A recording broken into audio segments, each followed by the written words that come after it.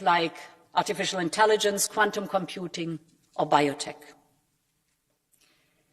Honourable members, having this clear-eyed assessment of the Chinese Communist Party's actions and direction of travel, actually including its relations with Putin's Russia and its attitude towards the war in Ukraine, is a prerequisite for today's discussion.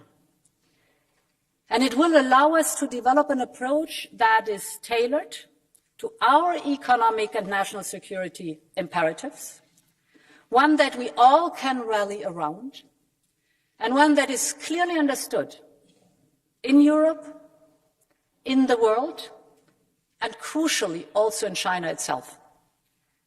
And this last point is one of the key reasons I felt it was important to make the trip to Beijing alongside President Macron. It was a chance to discuss with President Xi the shared challenges that we need to work on together, whether in our bilateral trading relation or on global issues like debt relief, climate change, and nuclear non-proliferation. But equally important, the trip was necessary to ensure that we are as honest and clear in our messaging in Beijing as we are in Brussels or here in Strasbourg. This is a core part of our efforts to de-risk through diplomacy, by reducing the space for misunderstanding and miscommunication, regardless of how difficult the conversations may be. The point I made in Beijing is that we do not want to cut economic, societal, political, and scientific ties. We have many strong links, and China is a vital trading partner. Our trade represents some 2.3 billion euros a day. Most of our trade in goods and services remains mutually beneficial, but there is an urgent need to rebalance our relationship on the basis of transparency, predictability, and reciprocity. What we want is China to respect the level playing field when it comes to access for our companies to the Chinese market, to respect transparency about subsidies, to respect the intellectual property. And beyond this, we also know that there are some areas where trade and investment poses risks to our economic and national security, particularly in the context of China's explicit fusion of its military and commercial sectors. And this is why the central part of our future China strategy must be economic de-risking. There are 4 areas for us to work on, which I want very briefly to touch on. The first is taking a critical look at our own resilience and dependency and making our own economy and industry more competitive and more resilient. And this is the work we have been doing together. You know it. It began in the investment in the green and the digital through Next Generation EU, to the pillars of our industrial policy and the landmark acts, you know too. It's the CHIPS Act, it's the Critical Raw Materials Act, and it's the Net Zero Industry Act. And leaders signed up to it in Versailles during the French presidency. So now we must keep strengthening our resilience and sovereignty in key areas. You know them all. It's energy, it's health and pharmaceutical products, it's food security, but also, of course, when it comes to our defense capabilities. The second point is becoming bolder and better in using our existing trade defense instruments. We have given ourselves the right tools to deal with security concern and economic distortions. So we must be more assertive in using them when we need them. And I want to take this opportunity to thank the Parliament for its leadership in agreeing on the new anti-coercion instrument just a few weeks ago. The third element is the lead to look at where we need to work on new tools for some critical sectors. We need to ensure that our companies' capital, their expertise, their knowledge are not used to enhance the military and intelligence capabilities of those who also are our systemic rivals. That cannot be. So we have to look at where there are gaps in our toolbox, which allow the leakage of emerging and sensitive technologies through investments in other countries. And this is why we're currently reflecting on if and how Europe should develop an instrument on outbound investment for very small number but very sensitive technologies.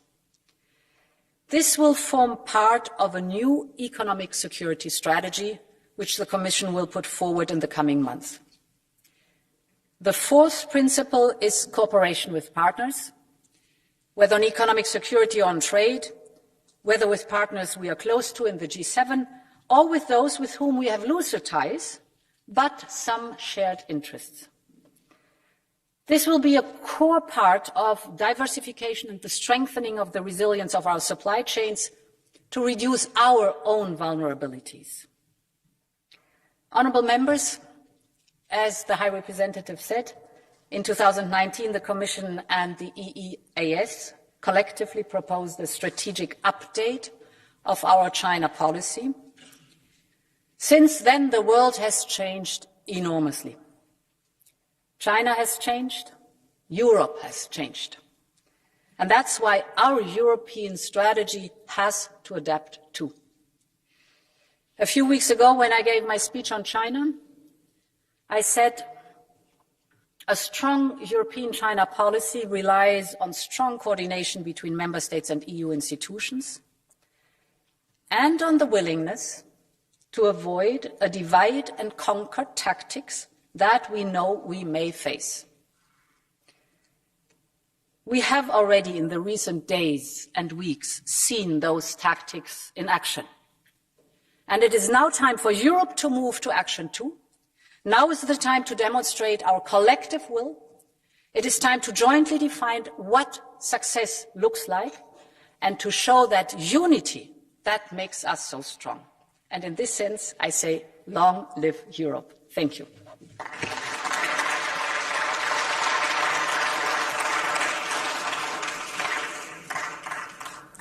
Vielen Dank, Frau Kommissionspräsidentin von der Leyen. Es spricht nun Herr Kollege Weber. President von der Leyen. Now, Mr. Weber, please. Herr Präsident, sehr geehrte Frau Kommissionspräsidentin, hohe Beauftragte, Frau Ministerin! Der Umgang mit China ist die zentrale geopolitische Frage unseres Jahrzehnts, unseres Jahrhunderts. Und ich habe bei der Vorbereitung bin ich über ein Zitat von Napoleon gestolpert, der sagte: Lasst China schlafen, denn wenn es erwacht, wird es die Welt erschüttern. Klar ist, China schläft nicht mehr. China erwacht. In den vergangenen Jahrzehnten hat China versucht, wirtschaftlich aufzuwachsen. Jetzt reicht China Wirtschaftswachstum nicht mehr. Es geht um politischen Einfluss. China vermittelt einen massiven Machtanspruch. Die Welt soll chinesisch werden. Es ist gut deshalb, dass wir heute dieses Thema so prominent diskutieren. Ich möchte vor allem unserer Kommissionspräsidentin danken. Ursula von der Leyen hat ihre Kernbotschaften klar und eindeutig formuliert. Erstens Respekt gegenüber China als wichtigen Land der Welt. Zweitens Partnerschaft, dort wo es im beiderseitigen Interesse ist. Drittens gemeinsamen Stopp von Putin an dieser Frage testen wir China. Das vierte ist die starke Partnerschaft mit unseren amerikanischen Partnern. China gemeinsam zu beantworten, unsere Werte zu verteidigen mit den USA. Deshalb danke an Ursula von der Leyen. Aus EVP-Sicht ist das EVP. Das zweite Gesicht Europas hat Emmanuel Macron gezeigt. Nur Stunden nachdem Macron nach Europa zurückflog, startete Peking ein aggressives Militärmanöver, also den Angriffskrieg auf Taiwan, mit einer Armada an Kriegsschiffen sowie mit Boden- und Raketenangriffen auf taiwanesische Städte simulierte. Es geht um die Vorbereitung einer kriegerischen Annexion. Und die Taiwan-Frage ist kein abstraktes Problem, sondern es ist das Schicksal von 25 Millionen Menschen. Nicht Peking entscheidet über die Zukunft Taiwans, sondern die Menschen von Taiwan entscheiden über die Zukunft. In diese militärische Atmosphäre hinein sagt Macron, ich zitiere, Europa darf nicht in den Konflikt zwischen Taiwan und China hineingezogen werden. be Ich drawn muss into deutlich the sagen, für mich conflict war between diese Aussage China ein and Schock, Taiwan. weil Well, erstens I have to say I was a bit Taiwan shocked by this für Europas Wirtschaft, der hohe Beauftragte hat es because Taiwan ausgeführt, is important in elementar terms ist. of economic 90% unserer hochwertigen terms, 90% Halbleiter, of our Semiconductors werden produziert in quality Taiwan. Und Taiwan steht in dieser Region für Freiheit und Demokratie. Wer Taiwan angreift, will ein demokratisches Gemeinwesen zerstören. So wie das in Hongkong bereits vorgeführt wird. Es ist deshalb naiv zu sagen, Taiwan sei nicht unsere Angelegenheit. Natürlich muss Europa eigenständig handeln. Natürlich muss Europa selbstbewusst den Weg gehen. Natürlich brauchen wir nicht ungeprüft alles übernehmen, was Washington vorschlägt. Steht doch außer Frage. Aber in der Taiwan-Frage geht es um handfeste Wirtschaftsinteressen und es geht um unsere Werte. Wer hier nicht klar ist, verrät europäische Interessen und europäische Werte. Vielleicht sollte sich der französische Präsident auch die Frage stellen, wer ihm in den letzten Tagen applaudiert hat. Es war Putin, es war Le Pen, es war Mélenchon, es war Podemos, es war die AfD. Sie haben sich positiv geäußert zu den Aussagen und der Rest der westlichen Welt war zumindest still. Die Populisten wollte Macron bekämpfen und ich bin überzeugt, dass Emmanuel Macron ein überzeugter Europäer ist, dem die Einheit Europas am Herzen liegt und für das er brennt. Aber man muss festhalten, er hat mit seiner Äußerung leider Gottes das Gegenteil gezeigt. Die Einheit Europas wurde massiv beschädigt. Macron sagt, versagt Taiwan die notwendige Unterstützung und beschädigt das transatlantische Vertrauen. Bundeskanzler Scholz verkauft den Hamburger Hafen oder Teile davon an chinesische Staatsfirmen. Ich verstehe, wenn ich das sehe, dass viele Staaten in der Europäischen Union eher den Schutz in Washington suchen und nicht so stark in Paris oder Berlin, wenn es um große Fragen geht. Die Einheit Europas wurde damit kein Vorschub geleistet. Man sollte nicht überrascht sein, wenn jetzt Washingtoner Politiker die Frage stellen, ob nicht auch die Ukraine eigentlich ein europäisches Problem sei. Warum amerikanische Steuerzahler so viel tun, um die Ukraine und die Demokratie und die Freiheit zu verteidigen. Wir als EVP sind der Meinung, es ist unsere transatlantische Aufgabe, für Freiheit und Demokratie einzutreten. Eine enge Entwicklung mit Washington ist notwendig. Die gemeinsame Reise letzte Woche hat leider Gottes der Welt die Zerstrittenheit Europas vorgeführt. Ursula von der Leyen für europäische Werte und transatlantische Kooperation. Macron vor dem Hintergrund des russischen Säbelrasselns zerstört europäische Einheit und beschädigt die transatlantische Kooperation. Und deshalb ist meine Bitte, beim nächsten EU-Gipfel brauchen wir Klarheit der Staats- und Regierungschefs. Endlich einen kohärenten Plan aller Staaten der Europäischen Union. Erstens einen transatlantischen Schulterschluss. Zweitens eine Handelsunion der Demokratien. Mercosur muss jetzt endlich abgeschlossen werden, um die Partnerschaft mit Südamerika verbindlich zu gestalten. Drittens, europäische Technologieführerschaft und Innovationssouveränität, vor allem bei der kritischen Infrastruktur. Viertens, einen europäischen Verteidigungspfeiler, der die NATO ergänzt. Wir sind heute nackt in einer Welt von Stürmen.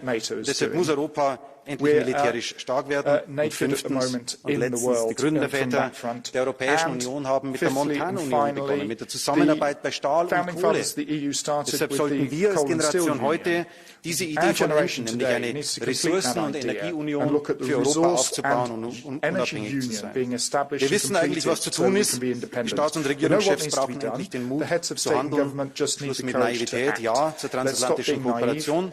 Schluss in Ego-Trips unserer Staats- und Regierungschefs, ja zur gemeinsamen Verteidigung des European Way of Life.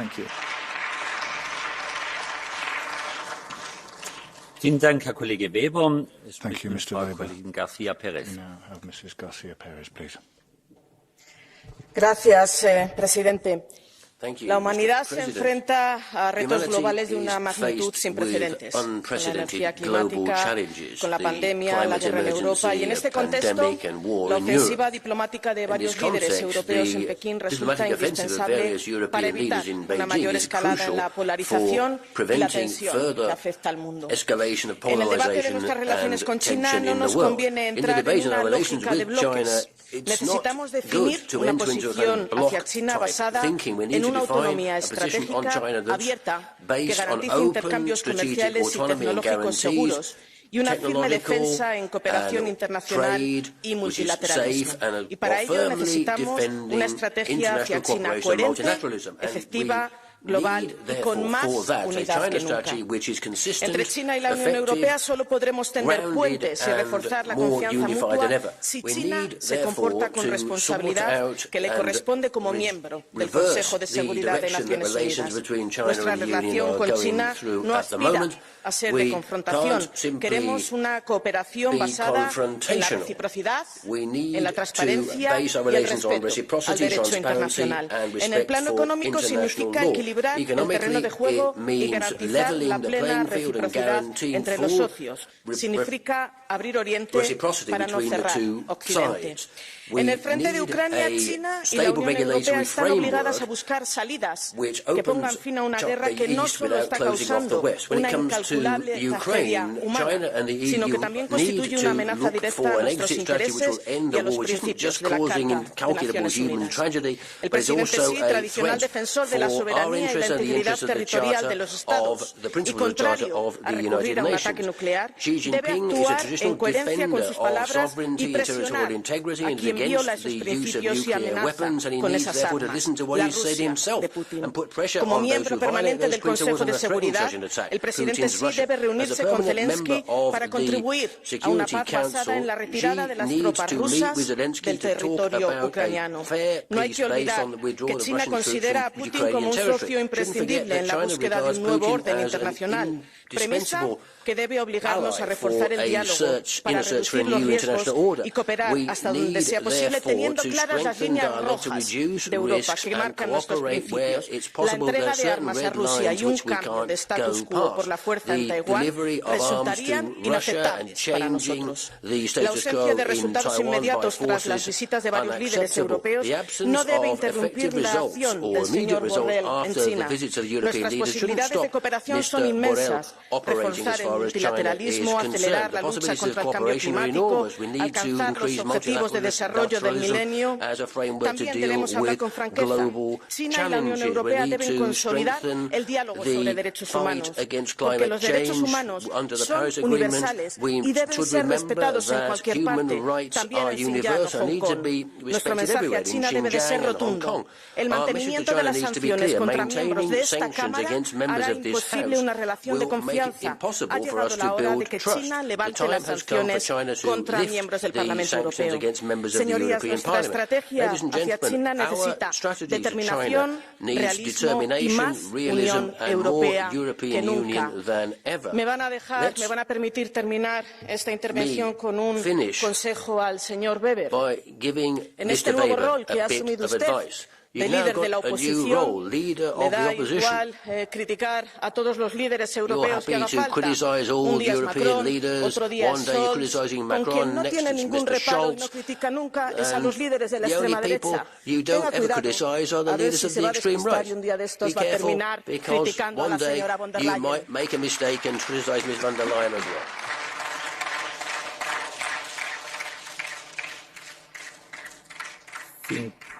Frau Kollegin García Pérez. Thank you very much, Mrs. Garcia Perez. We now have Mr. Séjourné, please. Merci, Monsieur le Président, Madame la Présidente de la Commission, Monsieur le représentant, Madame la Ministre. Moi, je commencerai peut-être par la fin du discours de la Présidente du groupe socialiste. Monsieur Weber, je voudrais quand même réagir en partie à votre discours qui était plus d'ailleurs axé sur Emmanuel Macron que sur la Chine. Et on a un peu changé le titre, mais je vous rappelle la cohérence stratégique chinoise n'est pas non plus les affaires internes. Je voulais quand même vous dire que je n'ai aucune leçon à recevoir. Internal matters, but I would also say d'un parti politique notamment qui a construit méthodiquement depuis 10 ans nos dépendances européennes sur le volet industriel, sur le volet énergétique, sur le volet aussi diplomatique. Vous avez systématiquement, y compris avec les membres de vos gouvernements respectifs, le schéma d'ailleurs 1+16, monsieur le représentant, était un schéma quand même un peu particulier, où on organisait méthodiquement la vente de nos infrastructures portuaires, aéroportuaires aux Chinois, Et c'est notamment les gouvernements du PPE qui étaient en pleine responsabilité là-dessus. Alors c'est quoi le problème, Monsieur Weber? C'est que le président de la République française dit qu'il faut une puissance européenne, ou c'est qu'on organise méthodiquement nos dépendances chinoises. Quel est le problème? Où se situe le problème? Bon, à partir de ce moment-là, je voulais juste entrer, je pense que le discours du haut représentant et de la présidente de la Commission sont là aussi pour nous montrer qu'il y a aussi un consensus pour voir la Chine comme un partenaire, comme un concurrent et comme un rival systémique. Et ce sont les trois. Et ce sont notre vision européenne des trois. Et il faut le prendre comme ça, avec nos intérêts, et en cela, je voudrais d'abord remercier le travail de la présidente de la Commission, du haut représentant, du président aussi du Conseil, car je pense qu'il y a une ligne qui doit dicter nos intérêts économiques, mais aussi nos valeurs dans notre relation avec la Chine. Notre premier intérêt, c'est l'ordre mondial, qui doit être basé sur le droit international, les valeurs démocratiques et les droits de l'homme. En cela, je suis entièrement d'accord avec mes collègues.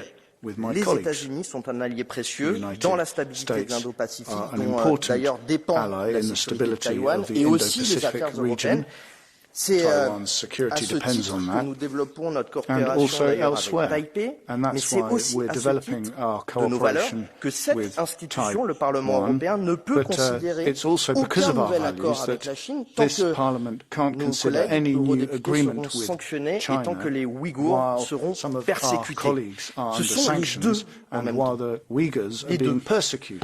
Notre deuxième intérêt, le commerce régulé, équitable et réciproque. Le commerce international doit rester effectivement le pilier de notre prospérité, mais il crée à l'évidence des dépendances contraires à notre forte souveraineté. Sur le sujet, ne remplaçons pas un dogme par un autre, ne passons pas sans aucun réflexe, aucune réflexion dans le tout commerce illimité à une absence absolue de commerce comme la stratégie un peu des États-Unis aujourd'hui, qui est aussi préoccupante. Alors, l'arsenal proposé par la Commission dans cette matière est, je pense, une bonne étape sur les matières premières, sur le développement de nos industries vertes notamment, qui viendra compléter de nouveaux mécanismes, notamment contre la lutte contre la concurrence déloyale chinoise.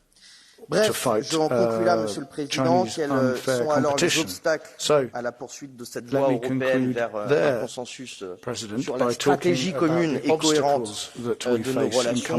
Moi, j'écoute les chefs d'État et de gouvernement, j'écoute nos représentants institutionnels. Je vois ni naïveté il y a 10-15 ans, et je vois pas non plus de politique anti-chinoise. Mais je tombe cependant des nues quand j'entends ici, dans cette maison, des responsables politiques qui pensent que la méfiance doit venir du principe d'autonomie stratégique, du principe de puissance européenne. Je ne sais pas de ce qu'on a peur nous-mêmes, mais je pense que si nous souhaitons que les Chinois nous considèrent comme une telle puissance, nous devons nous organiser comme une telle puissance dans l'intérêt des Européens et seulement dans l'intérêt des Européens. Merci. Vielen Dank, Herr Kollege Séjourné. Es folgt nun Herr Kollege Lambert. Danke, Herr Präsident. Naïveté. Voilà, chers collègues, le mot qui caractérise le mieux l'attitude, je n'oserais pas parler de stratégie, de l'Union européenne à l'égard de la Chine depuis 40 ans. Naïveté mercantiliste qui a voulu croire que l'ouverture à tout vent de notre marché nous donnerait un accès illimité au gigantesque marché chinois. Naïveté démocratique qui a voulu croire que ce doux commerce amènerait pas à pas le régime de Pékin à la démocratie libérale. Naïveté narcissique, enfin, qui a voulu croire que le charme déployé par tel ou tel chef d'État ou de gouvernement pourrait influencer les calculs stratégiques des dirigeants chinois. De cette naïveté européenne, nombre d'industriels ont fait les frais. C'est le cas par exemple du secteur du photovoltaïque européen qui a été quasi anéanti par la concurrence déloyale chinoise.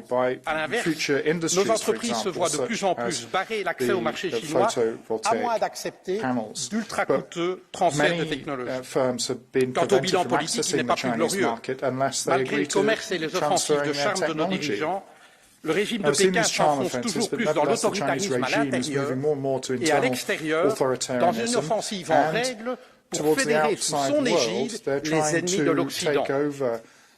Il est plus que temps pour l'Union européenne de tirer les leçons de cette triple naïveté et de voir le régime chinois pour ce qu'il est et pas pour ce que nous voudrions qu'il devienne. Bref, de faire entrer nos relations avec la Chine au stade adulte de la réelle politique. Tout d'abord, l'Europe doit réduire son hyperdépendance à l'empire du milieu afin d'acquérir une plus grande autonomie économique et stratégique à son égard. Il ne s'agit bien sûr pas de rompre les liens avec la Chine. Elle restera un partenaire commercial et un acteur de première importance pour relever les défis du XXIe siècle, à commencer par la lutte contre le dérèglement climatique. Pour autant, l'Union européenne doit renforcer ses propres capacités et diversifier ses partenariats.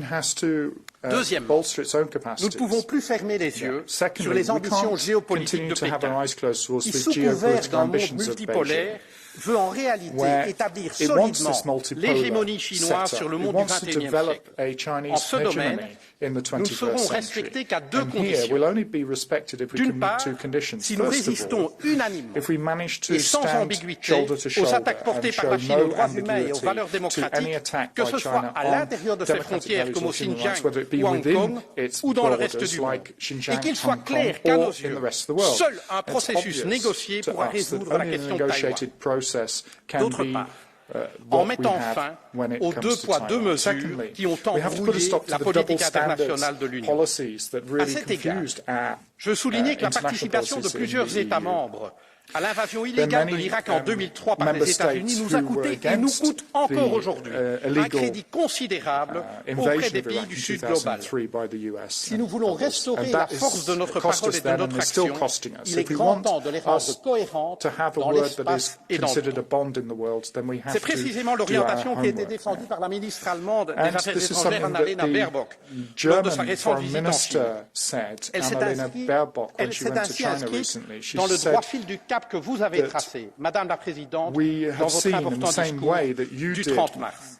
Soyez assurée, Madame la Présidente, du soutien de votre groupe, de notre groupe, dans votre ambition de faire de l'Union européenne un acteur géopolitique respectable et respecté. Je vous remercie.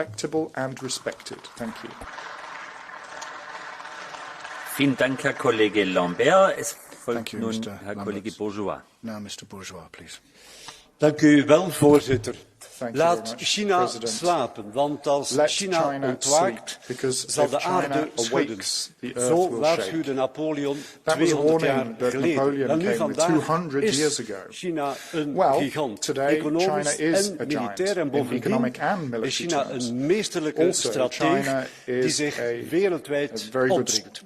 Ontkoppelen van China is echter geen goede zaak. De EU moet het multilateralisme blijven omarmen, moet blijven handel drijven. En bovendien, collega's, zakt onze omslag naar hernieuwbare energie als een pudding in elkaar zonder zeldzame aardmaterialen waarvoor China zich strategisch zo goed als incontournabel gemaakt heeft. We moeten wel de-risken, we moeten de risico's reduceren door een slimme, open strategische autonomie, door snel met belangrijke handelsakkoorden onze aanvoerlijnen te diversifiëren, door kritieke infrastructuur en strategische investeringen niet naïef aan China over te laten. En het is niet vast de indruk te wekken dat Taiwan een zaak van de VS en China is. Op gevaar af straks alleen te staan om Oekraïne te steunen. We mogen het transatlantisch partnerschap niet uiteen laten spelen. Mijn fractie roept dus op om eenheid te betonen in ons beleid ten aanzien van China. Vielen Dank, Herr Kollege Bourgeois. Es folgt Herr Kollege Zanni. Mr. Zanni now, please. Danke, Herr Presidente. Gentili colleghi, io credo che gli avvenimenti e i viaggi dell'ultima settimana abbiano confermato due principi. Il primo è quello che non esiste o è inconsistente la dimensione geopolitica dell'Unione Europea e questa è una promessa che era stata fatta dalla Commissione a inizio 2019 che oggi rimane ancora vana. La seconda considerazione che viene confermata mese dopo mese è che il più grande sovranista e nazionalista d'Europa che se ne voglia è Macron, perché dietro questa polemica sul tema Taiwan e sulle dichiarazioni di Taiwan è passato inosservato quasi un fatto, cioè che Macron sia andato in Cina e abbia portato a casa dei ricchi contratti e dei ricchi accordi per le aziende francesi. Ecco, mi chiedo se sia questo il concetto di autonomia strategica europea che il Presidente francese vuole andare avanti. Ma c'è da fare una considerazione. È vero che l'autonomia è un tema importante per gli Stati europei, ma credo che ci siano alcuni argomenti su cui non ci possa essere ambiguità e su cui il concetto di autonomia strategica sia inconsistente e uno di questi è la Cina. Non ci può essere autonomia strategica, esistono alleati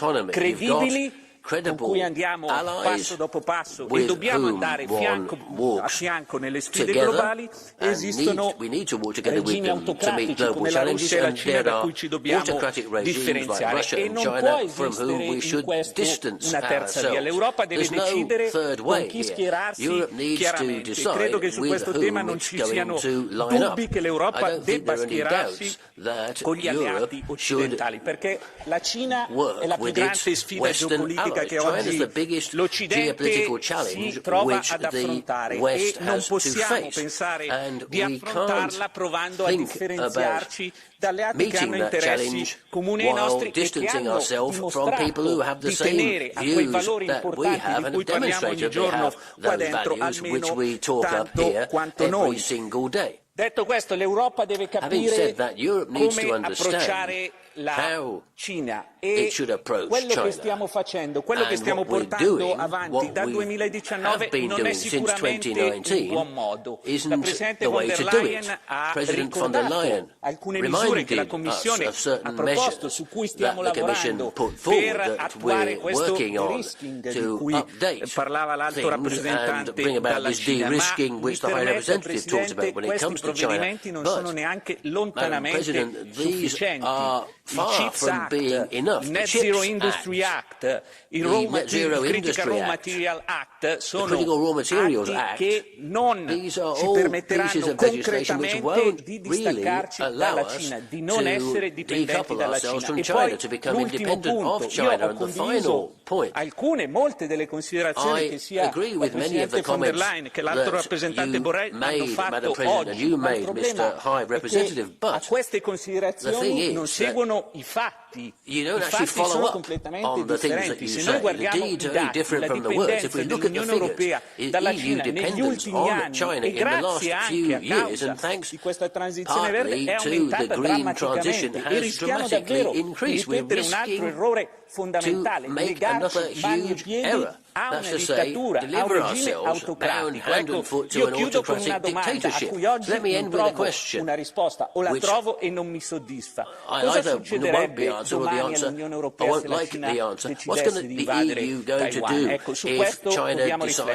riflettere su quali siano gli strumenti che abbiamo per evitare di ripetere gli stessi errori fatti in passato e che oggi stiamo pagando. Grazie.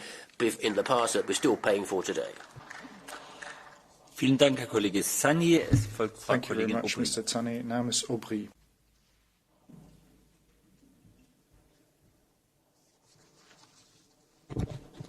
Merci, Monsieur le Président, Madame la Présidente, chers collègues du Conseil. La polémique suivant le déplacement d'Emmanuel Macron et Ursula von der Leyen en Chine pose une question fondamentale ici à notre hémicycle. Quelle place pour l'Europe dans l'équilibre géopolitique mondial? Et pour commencer, permettez-moi de vous dire que le président de la République française a commis deux fautes. La première semblait renvoyer dos à dos les États-Unis et la Chine au moment où Taïwan subissait un nouvel épisode d'intimidation militaire. La deuxième, ne pas évoquer la question des Ouïghours, alors que notre Parlement européen a alerté sur un risque sérieux de génocide. intimidation exercise, and the second is to ignore the Uyghurs. Un débat salutaire sur un concept que nous défendons ici depuis longtemps. Le an important debate on a concept that we've been defending for a long time, non-alignment. Now, I want to be clear here because people often get upset when I say that, but non-alignment doesn't mean neutrality. We clearly need to support people who are under attack. Tous ceux qui souffrent et qui se font opprimer à travers le monde. L'Europe doit également défendre le statu quo précaire actuel à Taïwan, seule manière d'éviter l'escalade. Mais pour avoir une voix qui porte, il faut refuser les confrontations d'empires et se positionner au cas par cas, avec comme seule boussole la défense du droit international. Et nous en sommes encore aujourd'hui très loin.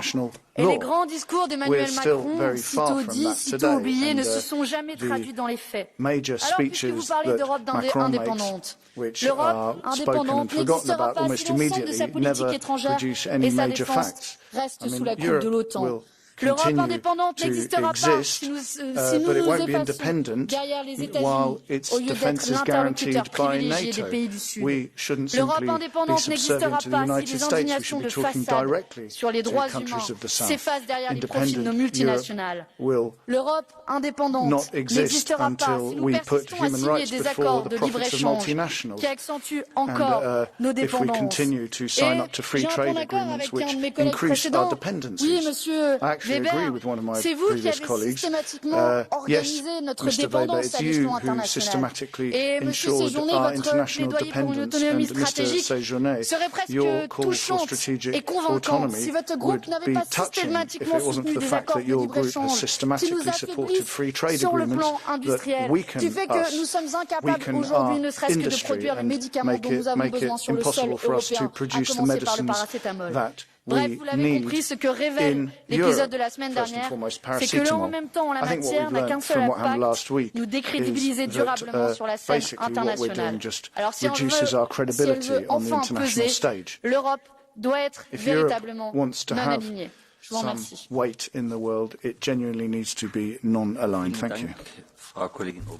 Thank you very much, Ms. Aubry. Now, Mr. Castaldo. Thank you, Chair. Madam President, High Representative, dear colleagues. It is certainly true that we are obligated to pursue selective engagement with Beijing on those dossiers that are multilateral by nature, most notably the fight against climate change. But we cannot overlook those unacceptable behaviors that the Chinese government refuses to leave apart. Several colleagues in this room are still under sanctions. And last Friday, we have seen the unbelievable arrest of human rights activists that were going to a meeting with our delegation in Beijing.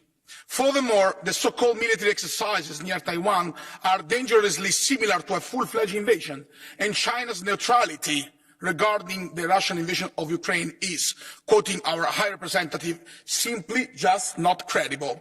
In diplomacy and in geopolitics, it takes two to tango. Nothing more than a mere selective engagement on certain issues can be accepted before we will see a real and effective actions from our Chinese counterparts in those fields that are not only essential to us, but universal by definition, such as human rights. Let's keep the channel for dialogue open, but without being naive, therefore protecting our strategic infrastructure and our European technological sovereignty. And, upon all, let's always speak with one single voice to defend our red lines for real. Thank you. Vielen Dank, Herr Kollege Castaldo. Er spricht nun für 1,5 Minuten Frau Kollegin Juknevičienė. Dear colleagues, although we are late, we are finally getting to the point. The pandemic has woken Europe up, and the Russian war has opened our eyes. We need for a strategy towards China. The right strategy requires the right assessment of the situation, and we got it from both key speakers today. Thank you. Russia and China have the same goal, to destroy the development of the democratic world, because democracy is a threat to both regimes. China's aims are even greater, to take over as much of the world as possible. Hence, the key principle of our strategy is the unity of democracies. We cannot repeat the same mistakes. I hope that we have learned the lessons from the dependence on Russia. Today, when we speak about security, We need to talk not about autonomy from the US, but about the common strategy for democracies and how to overcome autocracies and dictatorships. And Mr. Weber is right. Taiwan is not just a US interest, President Macron. This part of Chinese people, like Hong Kong as well, has proved that democracy is not a foreign idea to the Chinese. China seeks to divide us. The most striking example is the former 17+ China and CE cooperation format. The first step of the common strategy could be abandoning this format. I call for a long-term strategy towards Russia and China that is not aimed at momentary benefits, but focuses on sustainable peace and security on the European continent. Vielen Dank, Frau Kollegin Juknevičienė. Es folgt für 2 Minuten Herr Kollege Marques. Now for 2 minutes, Mr. Marques. Obrigado, Presidente. Thank you very much, President of the Commission, High Representative, colleagues. In 2019, the European Council adopted an EU position on China, identifying it simultaneously, as we've heard, as a partner, as a competitor and a systemic rival. This was, you will be surprised to hear, put forward by the then High Representative Vice President, a position which, since the Treaty of Lisbon, has represented both Commission and Council in European Union foreign policy, trying to unify our position. Since then, we've been through events that none of us could have predicted. The pandemic, the crisis it led to, and in particular, subsequente enfrentamento diplomático, a diplomacia das máscaras, das vacinas, a disrupção das cadeias de abastecimento globais. Mask diplomacy, vaccine diplomacy, global crisis caused by that, and then, of course, the war of aggression of Russia against Ukraine, with the political and economic sanctions. That's why it's important that, as the High Representative said, we need to reassess our 2019 position without necessarily jeopardising. Looking at China as a strategic rival, we need to eliminate our dependency in various critical areas when it comes to raw material, but não porque queiramos algum corte de relações, like não queremos estar constrangidos na nossa relação em si, da afirmação e defesa dos nossos valores, permanecem elementos centrais da nossa política europeia. Como concorrentes, temos certamente de nos posicionar na primeira linha do desenvolvimento tecnológico, reforçar a nossa segurança económica, como referiu José Borrell, e aprofundar as relações económicas e políticas com o resto do mundo, desde logo utilizando mais os instrumentos de política externa, hoje o Presidente von der Leyen foreign policy instruments that we have that were mentioned by Ms. von der Leyen. I'd like to thank her for doing that. But also, it's vital that now we stretch out a hand to Latin America. We've got a chance to deal with that. And China is trying to supplant us there as well. But we also need to remain partners with China in certain areas which we can only deal with together, particularly when it comes to climate change, or working together to put an end to the barbaric invasion of Ukraine. Thank you. Vielen Dank, Herr Kollege Marques. Es folgt für 2 Minuten Frau Kollegin Wortmanns. Dank u wel, meneer de voorzitter. Mevrouw van der Leyen, meneer Borrell, beste collega's. De laatste weken waren geen toonbeeld van een sterk en verenigd Europa. Het is jaren geleden al dat Kissinger zich afvroeg, naar wie moet ik bellen als ik met Europa wil spreken? En nu vragen burgers en waarschijnlijk ook de Chinezen zich af, wie spreekt er namens Europa? Want bekijk al maar gewoon eens de bezoeken van de afgelopen 6 maanden. Olaf Scholz, Pedro Sanchez, Emmanuel Macron, Ursula von der Leyen en ook u, meneer Borrell, zou gaan. Iedereen met zijn specifieke boodschap. In plaats van één voor één naar China te gaan met specifieke boodschappen, zouden we beter eens gaan bepalen wat is nu momenteel onze boodschap en dan samen gaan. Alleen dan, mevrouw van der Leyen, is Europa sterk genoeg om tegen China op te kunnen. En we weten heel duidelijk wat die boodschap moet zijn. We hebben hier in dit huis mijn rapport over een vernieuwde China-strategie goedgekeurd. En ook u, meneer Borrell, was zojuist in uw toespraak eigenlijk heel erg duidelijk. Vond ze wel heel academisch, want nu zullen we het wel politiek gaan moeten doen. Maar u was eigenlijk heel erg duidelijk over de 4 prioriteiten. En ik denk dat er een consensus is over de inhoud. We zullen Chinese militaire steun aan Rusland niet accepteren. We zullen het gebruik van geweld in de straat van Taiwan niet accepteren. En we zullen de ogen niet sluiten voor systematische mensenrechtenschendingen. Maar we blijven natuurlijk open voor samenwerking met China op cruciale uitdagingen, zoals de klimaatverandering. Nu moeten we gezamenlijk optreden en ons niet uit elkaar laten spelen door de verdelen-heers-strategie van China, meneer Weber. U gaat daar net op in. Stop daarmee. Laat ons niet uit elkaar spelen. Dat is wat China wil. We moeten inzetten op natuurlijk strategische autonomie. We moeten die boodschap aan China geven. De waarheid is heel simpel, collega's. We kunnen ons de luxe niet veroorloven om verdeeld te zijn over China. We hebben veel te veel te verliezen. Vielen Dank, Frau Kollegin Woutmans. Thank you very much, Mr. Woutmans. 2,5 Minuten, Herr Kollege. Now for 2.5 minutes, Mr. Bütikofer. President von der Leyen, HRVP Borrell, for an organization that cherishes unity in diversity as we do in the EU, it's never easy to talk with one voice. All the more grateful we can be that we have heard strong and clear voices recently regarding the EU's China policy. And I want to start by congratulating President von der Leyen for her China speech and for how she conducted her visit in China. That showed leadership. There are, of course, as you have said, Josep Borrell, there are, of course, different interests.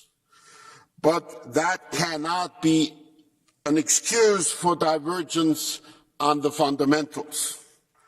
The focus on human rights is not an accessoire for our foreign policy. It's at the center, and we're not selling it for a lentil stew. We're willing to cooperate with our systemic rival China, but cooperation cannot be a one-way street. And we have to be clear-eyed. China is a revisionist power with hegemonic ambition, aiming at building a Beijing-centric global order. If they would respect the principles of the United Nations, they would have called for Russia to leave Ukraine alone. We must work together with like-minded partners in our China policy, in particular in cooperation with the US. Whoever splits that front is not serving our own values and interests. Strategic autonomy à la Française would be risky for Europe. Mutual solidarity with democracies is basic, and that includes Taiwan's democracy. In our relations with countries of the global south, we must strive to be a better partner for them than China. And we must, as has been laid out by the President, de-risk in our economic relations in order to secure our economies. There is no way back, therefore, to the win-win illusion that shaped CAI. And at the end, let me say, we should never confuse the Chinese people and the great Chinese culture and their successes with the dictatorship of the totalitarian Xi Jinping regime. Thank you.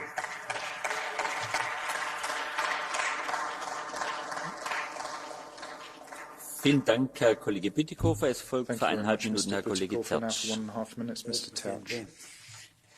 Buenos días. Buenos días. Good morning, Mr. Borrell. La República Popular China es un rival estratégico y adversario de los intereses de Europa y de la forma de vida del llamado mundo libre, del que Europa forma parte con América, con Estados Unidos, y que penetra día a día en África, en Iberoamérica, en Asia y en la propia Europa. Estamos viendo vendiendo gran parte de nuestras infraestructuras, de nuestros puertos y de nuestras redes ferroviarias a China, como estamos haciendo. En el informe nosotros por fin en este Parlamento donde se hacen tantas cosas inútiles para las que no tenemos ni competencias ni influencias se hizo una cosa muy seria que fue el informe de la nueva estrategia china de septiembre del 21 y que daba claves para separarnos de una vez de esa dependencia que se había creado en estas últimas 2 décadas que es absolutamente letal. Pero otra vez ciertos países que pretenden imponer criterios ideológicos a todos los demás en la UE defienden sus propios intereses por separado y por supuesto siguen sin exigir la debida reciprocidad y todos han ido corriendo a Pekín uno tras otro para defender sus propios intereses. Así Alemania aumenta cada año su intercambio con China, que es su principal socio comercial del presidente francés, y la propia presidenta de la Comisión se permite unos viajes a Pekín que acaban siendo poco menos que un fiasco para todos, para Europa, pero salvo quizá para los contratistas franceses. Europa no debe, puede ni puede dejar de comerciar con China, pero sí debe recuperar muchas de las deslocalizaciones hechas e impedir otras, como las planeadas por Merkel, Macron y von der Leyen con Xi Jinping, a espaldas de los europeos. Vielen Dank, Herr Kollege Tertsch. Thank you very much, Mr. Tertsch. No. Vielen Dank, Herr Kollege Tertsch. Thank you, Mr. Tertsch. Okay. Ich habe damit gerechnet, dass insbesondere der Kollege Verhofstadt gleich wieder schreibt, es ist nicht fair. Ich hab mir heute ganz genau aufgeschrieben, wann ich wen unterbrochen habe. Ich habe entgegen meiner eigenen Überzeugung den Fraktionsvorsitzenden allen so lange Redezeit gegeben, wie sie gesprochen haben. Ich habe niemanden unterbrochen. Normalerweise unterbreche ich nach 5 Sekunden. Und Herr Kollege Tertsch, wir können gern mal die Minutes durchgehen. Ich habe es ganz genau aufgeschrieben. 31 Sekunden, aber rot schon. Entschuldigung, Herr Kollege. Ich habe mir das ganz genau aufgeschrieben. Jetzt suchen wir halt mal hier den Konflikt mit denen, die hier dauernd reden. In der ersten Runde habe ich auch noch laufen lassen, da haben es einige kräftig ausgenutzt, andere nicht. In der zweiten Runde, und wir sind gerade in der zweiten Runde, Herr Kollege Tertsch, habe ich bei der Frau Kollegin Jugend all parliamentarians are equal. Excuse me, Mr. Verhofstadt. At the time, you have been a group leader. You have sufficiently profited and to benefit of the first round in extensio. So, and when I try to make the difference not too harsh, then I reduce the speaking times to exceed. We have 34 minutes delay. I can show you I took my minutes, and we go to the records. So, es spricht jetzt als nächstes Herr Kollege Mariani. Mr. Mariani. Für 2 Minuten. For 2 minutes. Visiblement, Emmanuel Macron a provoqué une vive émotion chez les partisans d'une soumission totale de l'Union européenne à l'atlantisme à l'occasion de son récent déplacement en Chine ce mois d'avril 2023, en réaffirmant la position traditionnelle de la France, position constante depuis 1964 sur la Chine unique, et en affirmant qu'un allié n'est pas un vassal. Il a simplement repris la position constante de la France depuis le général de Gaulle. Cela visiblement a déclenché la colère de nombreux États membres et de tous ceux qui veulent embarquer l'Europe dans une croisade contre Pékin. Cette réaction est une fois de plus l'illustration flagrante que l'Union européenne ne peut devenir un acteur géopolitique indépendant. Des peuples, des nations aux histoires et aux intérêts tellement différents ne peuvent pas produire une réponse unique aux enjeux du monde. Et nous devons, par moments, accepter cette diversité. La France, libre grâce à son arme nucléaire et à son siège au Conseil de sécurité, doit garder une voix différente dans le concert international. C'est tout le paradoxe d'ailleurs d'Emmanuel Macron en politique internationale, qui aime solennellement reprendre les accents gaullistes dans ses discours pour vite les oublier et pour tout céder dans les faits aux institutions supranationales comme les institutions européennes. C'est tout le paradoxe de l'Union européenne qui voudrait être un acteur géopolitique, mais qui s'inquiète dès que la France prend une position divergente de celle des États-Unis. La France et l'Union européenne ont tout intérêt à veiller à leur indépendance, autant vis-à-vis des États-Unis que de la Chine. L'Inflation Reduction Act américain est une attaque frontale contre nos emplois et nos entreprises. Et pour le moment, nous sommes bien silencieux. L'extraterritorialité du droit américain est bien pire que le soft power chinois.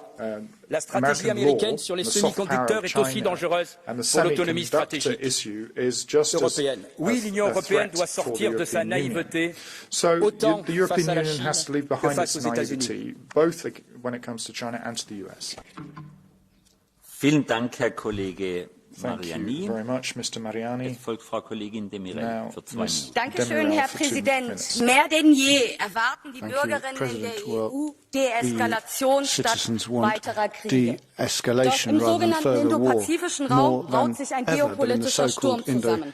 Die Gefahr der Eskalation bis hin zu einer bewaffneten Auseinandersetzung zwischen den USA und China wächst an. Die USA sieht sich in ihrer Hegemonie, in ihren Ansprüchen dafür in der Welt durch China bedroht. Der asiatische Markt gewinnt immer mehr an Bedeutung. China ist die zweitgrößte Wirtschaftsmacht, baut ihren Anspruch in der Welt aus und beherrscht entscheidende Lieferketten. Chinas Ausbau bedeutet und verkleinert den Anteil westlicher Konzerne im Weltmarkt. Genau das stört Sie und das stört die USA. Deshalb bauen Sie Narrative auf, wie China würde eskalieren und es ginge um Autokratie versus Demokratie. Kolleginnen und Kollegen, wie viele Autokraten sind Premiumpartner der EU und USA? Wann hat Sie das gestört, wenn Sie ihnen die Märkte aufgemacht haben? Den Transatlantikern geht es doch nicht um die Menschen in Taiwan, um Menschenrechte oder die Wahrung der Demokratie, sondern eigene Vormachtstellung. China hat die Taiwan-Politik nicht geändert. Die europäischen Staaten haben der Ein-Staaten-Politik ein Land, zwei Systeme zugestimmt, als sie wollten, dass China die Märkte öffnet. Jetzt ist China zu stark, das stört sie. Und deshalb eskaliert die USA und motiviert die Eliten in Taiwan nun, den vollständigen Bruch mit China zu gehen. Sie wissen aber, dass das bedeuten wird, dass wir dem Krieg sehr nahe sind. Verstehen Sie mich nicht falsch. Ich kritisiere China für dessen imperialen Ansprüche in der Welt, genauso wie ich die USA und die EU dafür kritisiere. Aber bezeichnend reagieren Sie auf Herrn Macron, der nichts Neues gesagt hat. Und einige meinten, er habe den Anspruch, ein Leader in der EU zu sein, mit diesem Interview verliert. Ich bitte Sie, Kollegen, für mich war Herr Macron nie ein Leader. Er lässt französische Arbeiter niederprügeln. Er knüppelt sie nieder für eine unsoziale Rentenreform. Doch wenn er sagt, nicht im Schlepptau der USA sollten wir einen Krieg riskieren, dann hat er doch recht. Wollen Sie ernsthaft einen Krieg? Die Bürgerinnen und Bürger in der EU wollen nicht den Dritten Weltkrieg. I mean, I don't think world war is in the interest of the citizens of Europe. Thank you. Es folgt für 1 Minute Herr Kollege Radachovský. Ešte nedávno Európska komisia špinila Čínu, kde sa dalo. Tvrdili sme, že je to autokratický, nedemokratický štát. Not so long ago, the EU was speaking badly about China just about everywhere. We were saying it's a non-democratic country, that they breach against human rights, and Ilham Tohti got the Sakharov Prize. The Chinese communists visited Moscow, and then the US got scared that there would be no fights anymore, and Ms. von der Leyen changed her narrative. And I quote, China is a fascinating and a complex mixture of history and challenges. The hypocrisy reaches the heights of the Statue of Liberty or the Eiffel Tower. Je to pokrytectvo. Vy by ste si fakt zaslúžila, aby ste bola na čele veľiteľstva NATO. Really, we should really lead the NATO together with our Slovak president, who would love to fight all around the world until the end of her life. The poor woman. And I wish to People's Republic of China a lot of success. I wish this to all China, including Taiwan. Changhua Daisei. Vielen Dank, Herr Kollege Radaczewski. Thank you, Mr. Radaczewski. Folgt für 1,5 Minuten Herr Kollege Gahler. Herr Präsident, liebe Kolleginnen und Kollegen! Bei den Beziehungen zu China ist das oft beschriebene Beziehungsdreieck weiter gültig. Partner, Konkurrent und zunehmend systemischer Rivale. Ich finde, wir sollten die Wirtschaftsbeziehungen zu China im Rahmen einer funktionierenden WTO regeln, wenn das bilaterale Abkommen endgültig nicht zustande kommt. Es müssen aber in jedem Fall alle Beteiligten sich an die jeweiligen Regeln halten. Wir müssen gleichzeitig darauf achten, dass einseitige Abhängigkeiten bei sensiblen Rohstoffen und Produkten reduziert werden. Es geht nicht um Entkopplung, dafür ist die gegenseitige Abhängigkeit zu groß. Und dieser Aspekt der Gegenseitigkeit sollte Pragmatiker im Apparat der Kommunistischen Partei dazu bringen, die Risiken einer konfrontativen Politik realistisch einzuschätzen. Uns gegenüber aber auch gegenüber ihren Nachbarn im Osten und Süden und insbesondere gegenüber Taiwan. Unsere Botschaft muss klar sein. Keine einseitige, gewaltsame Veränderung des Status quo gegenüber Taiwan. Xi Jinping muss zu der Einschätzung kommen, dass die Risiken und Konsequenzen zu groß und unkalkulierbar sind als Folge eines gewalttätigen Vorgehens gegenüber Taiwan. Und so richtig es ist, dass wir als Europäer unsere Interessen gemeinsam definieren müssen, auch gegenüber China. Und so richtig es ist, dass wir keine identischen Interessen mit den USA in allen Fragen haben. Wir können uns doch nicht in Fragen von Krieg und Frieden und Grundwerten einen schlanken Fuß machen und sagen, wenn Taiwan attackiert wird, ist das ausschließlich eine Angelegenheit der USA und wir machen Business as usual. Wir müssen gemeinsam präventiv agieren, damit es nicht zum Worst Case kommt. Dafür braucht es einen ständigen Dialog aller Stakeholder mit China. Am besten ist unsere Botschaft dann eine einheitliche Botschaft. Vielen Dank, Herr Kollege Gahler. Es folgt für 2 Minuten Herr Kollege Belka. Madam Mr. President, Vice Presidents, it is obvious that the EU needs a coherent strategy for its relations with China, as recent talks in Beijing are simply another proof of that. Even if we rightly revisit our perception of China and try to defend our policy objectives, it may all go for nothing when some leaders think that they have more rights than others in setting the course of our common foreign policy. Regardless of the final list of objectives, it was, is, and always will be true that the Union speaking with one voice in the international arena may achieve a lot.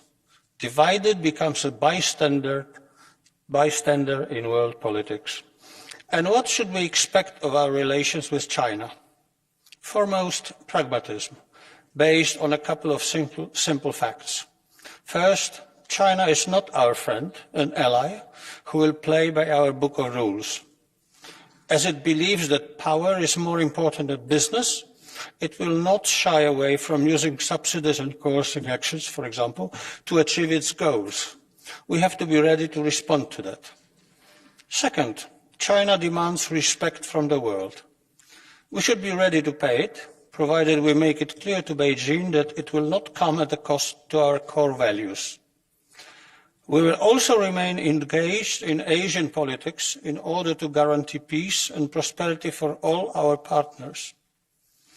We should support the development of our mutual trade, but at the same time create a working roadmap on decreasing our over-reliance from China in various sectors. And finally, Beijing should not assume we will abandon our transatlantic relation with the US. Even if Washington sometimes acts like an irritating relative at the Christmas table, America will always remain a part of our democratic family. What we should in turn communicate to China is that we will not become a balancer in its rivalry with the US. Instead, we should declare and pursue an independent policy agenda which will ultimately only serve European interests and the global rule-based order.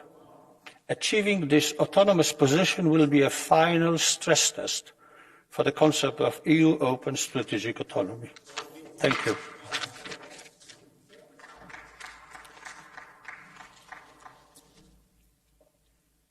Herr Kollege, diesmal geht es auf meine Kappe. Ich war unaufmerksam und ich musste mit den Diensten was besprechen. Das kann passieren. Here, but I was talking about something with the services, so that was perhaps my fault. It can happen. I apologise. Anyway, our next speaker. Herr Kollege Vedren für eine Minute. Frau Kollegin Vedren für eine Minute. Mrs. Vedren for 1 minute, please. La Chine reste un régime autoritaire, un ennemi de la démocratie à Taïwan ou à Hong Kong. La Chine demeure un rival systémique, un adversaire de l'unité des Européens. Ces dernières années, nous avons offert au Parti communiste chinois le contrôle de la quasi-totalité des chaînes d'approvisionnement. Il est temps de sortir de nos dépendances, produire plus et mieux en Europe. Garantir notre accès sûr et durable aux matières premières critiques, protéger nos infrastructures stratégiques. Il est temps d'assumer la défense de nos intérêts européens, lutter contre la coercition économique, contrôler l'impact des subventions étrangères chinoises. Notre arsenal législatif doit être utilisé et complété. Il est temps de concrétiser notre capacité à décider par nous-mêmes. Donnons-nous les moyens d'opposer à 10 une stratégie démocratique qui soit réellement européenne, réellement crédible, réellement efficace. European and credible strategy, which is genuinely effective. Very much. Thank you. Dear colleagues, just a piece of information because we are a bit pressed for time. We will not be able to take any more catch the eye requests. There are 4 at the moment, and those will be allowed to speak, but there will be no more requests taken. Thank you very much. Ďalší vystupí pán Jordi Solé. Prosím, máte slovo. Jordi Solé, now you have the floor. As we know, one of our weaknesses as the EU is the difficulty in establishing unified and coherent foreign policy strategies. That this would happen to us with what is one of the most relevant strategies, our relationship with China, would be particularly serious. We have indeed a good basis to update such a strategy in President von der Leyen's recent speech at the EPC, which I can endorse almost from top to bottom. But if we send contradictory messages to Xi Jinping, we lose credibility. For instance, as when President Macron says what he said in relation to Taiwan. The maintenance of the status quo in the Taiwan Strait is not an internal matter. If it breaks down due to increasing Chinese aggressiveness, this will have regional and international repercussions, as everyone knows. We cannot break the fragile European consensus on such sensitive issues with unilateral steps such as this. With China, we need to establish a relationship that takes into account both the evolution of the Chinese regime in recent years, more authoritarianism and more willingness to shape the international order, as well as our own interests. And this implies cooperating bilaterally and multilaterally whenever possible, reducing the enormous strategic dependencies that we have, which represent a high economic risk, and never ever giving up in the defense of human rights and democratic values. Ďakujem veľmi pekne. Ako ďalší vystupí pán Jan Zahradil. Prosím, máte slovo. Jan Zahradil, you have the floor. Thank you, Chair. Ladies and gentlemen, dear colleagues, let's be very frank to ourselves. EU-China relations are not good. They could be better, and they should be better. And let me make 3 points on that. First, I think that we need to find new equilibrium with China because, like it or not, China is here as a global player and it will remain so, and we have to adjust ourselves to that new multipolar situation. Secondly, I believe that we need cohabitation rather than confrontation, and therefore I was glad to hear, particularly from the Commission President, that we are starting to talk about de-risking instead of decoupling, because that, in my feeling, is a rational policy. And thirdly, last but not least, I believe that we need to de-escalate tensions over Taiwan, not to escalate further, and I think there are ways to do that. Perhaps we could also listen a little bit more what the KMT opposition has to say about cross-strait relations and not just the ruling DPP. I can hear Mr. Macron's call for strategic autonomy. And yes, if there is a case, there is no better case than China for EU strategic autonomy. But it deserves to be realistic, to be pragmatic and to be reasonable on our side. Thank you very much. Ďakujem veľmi pekne. Ako ďalší vystúpi Jack Madison. Now we have Jack Madison. You have the floor. We were waiting for all the speeches to listen. First of all, we have to understand what does it mean to have the common foreign policy toward China.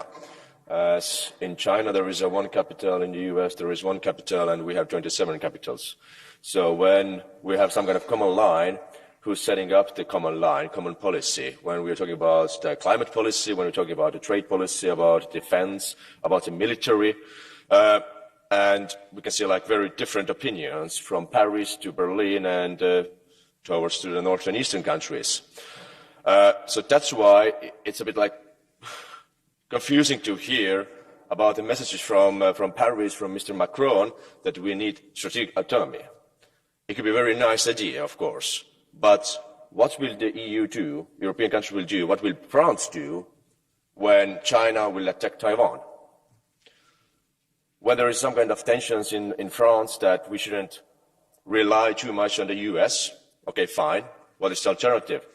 Have we invested enough to the defense? No. Just now we checked the facts. France has given to Ukraine military aid twice less than Germany, on the same level with Greece. And we are still waiting for the end of the war, and we are not capable to win the war as soon as possible. And when there's a new war in Taiwan, yes, we can make some very nice resolutions and make some statements, yes, we support democracy and human rights and values. Yeah, they really care about that in China. But other the fact about the democracy and the human rights, yes, I know that the European Parliament would like to export all the same values in every corner of the whole world. And I'm not really a fan of that. We should also take care of the economic fact when we are dreaming about the Green Deal and electric cars. In Taiwan, they're producing over 60% of the world's semiconductors. And when Taiwan is gone, then good luck with your Green Deal and electric cars. So now it's just like the crucial question, are we choosing the Chinese side, talk like just very nice word, yeah, let's be part of, let's be friends, or we are understanding the realistic world that we have rival on the Chinese and Russian side, and we have a partner on the American side, because we are not capable here to invest enough in our defense and in our economy. Thank you so much. Ďakujem veľmi pekne. Ďalší vystupí pán Manu Pineda. Now, Manu Pineda, you have the floor. Gracias, presidente. El debate sobre las relaciones de la Unión Europea con China nos sitúa ante la disyuntiva de tener una política internacional autónoma en función de nuestros intereses o seguir subarrendando nuestra política internacional a organizaciones y estructuras que toman sus decisiones en función de intereses ajenos, cuando no contrarios a los nuestros. If not in direct opposition to ours. Interventions of President von der Leyen and Mr. Borrell are not cause for optimism in this sense. Europe needs to be an independent player in the development of an open and multipolar international order, an order that is based on mutually beneficial multilateral relations and also on the founding charter of the UN. In order to ensure an independent EU foreign policy, we need to normalise relations with China. President Xi Jinping extended a hand in meetings with EU leaders, and we need to take that hand, because we can't build the future of the planet without China. No one can deny that improving relations with China would be beneficial for the EU and its people. Let's not fall into the trap being set by those who feel that their global hegemony is under threat. Let's not do their dirty work. Let's defend European interests from a position of independence. Let's activate the agreements with China that have been frozen as a result of political decisions that benefit others, but which are damaging for our people. Let's recognise that the peace plan that China is presenting can open a path to other plans, together with other plans such as that from President Lula, can open a path to negotiations for peace in Ukraine.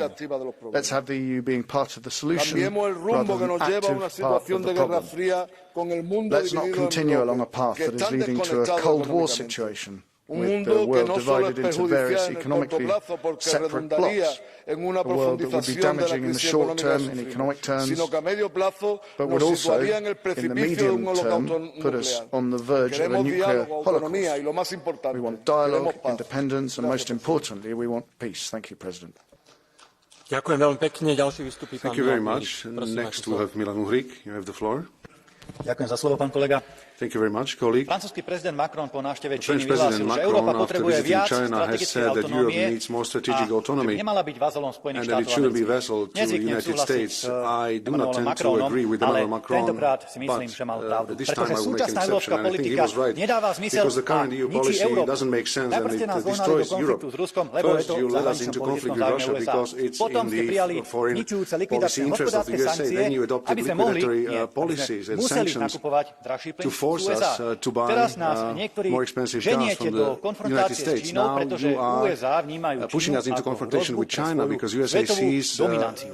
China as Ja neviem, a threat to namiesto its toho, world dominance. aby Európa of Europe, uchopila príležitosti, ktoré grasping ponúka and seizing the rozvíjajúca opportunity sa Ázia, which tak the v developing každom Asia hľadáte presents, hrozbu alebo you nejakého see nepriateľa. threat Za in chvíľu budeme everyone. mať You see an sankcie enemy proti in celému everyone. svetu a Soon celý we'll be svet bude adopting izolovaný, sanctions ale nie against svet the bude entire izolovaný. world, and To my the world will skončíme be izolovaní. isolated, but Je we are going to najvyšší end čas, up naozaj najvyšší isolated. čas It's high skoncovať s time, touto really high time konfrontačnou to politikou. end this confrontation policy. Thank you. Ďakujem pekne. Ako ďalší vystúpi pán Radoslav Sikorský. Thank you. Now, Radoslav Sikorský, you have the floor. Mr. President, Commissioners, ladies and gentlemen, I believe that our policy on China is in fact quite clear. To collaborate where possible, to compete where needed, and to confront where necessary. We need to make ourselves a little less dependent on China. We need to make ourselves more self-reliant on defense. But basically, the policy can continue indefinitely for mutual benefit.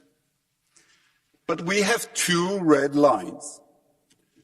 Don't arm Russia. Don't attack Taiwan. If you arm Russia, we will have a trade war. If you attack Taiwan, then despite what some say or wish, we would eventually come down on the side of our ally, the United States. Therefore, I have a piece of advice and a plea. Don't repeat Russia's catastrophic mistake. Instead, help her get out of it. Thank you. Ďakujem veľmi pekne a ďalšia vystúpi pani Elisabetta Thank you very much. Gualmini. Now we Prosím, máte slovo. Elisabetta Gualmini. Gonna speak in Italian. Grazie Presidente, caro Vicepresidente, cara Commissione. Finalmente abbiamo sentito delle parole di verità sulle relazioni tra l'Unione Europea e Cina, perché, caro Vicepresidente, in politica estera non è sempre solo questione di divisione formale del lavoro, di chi fa che cosa.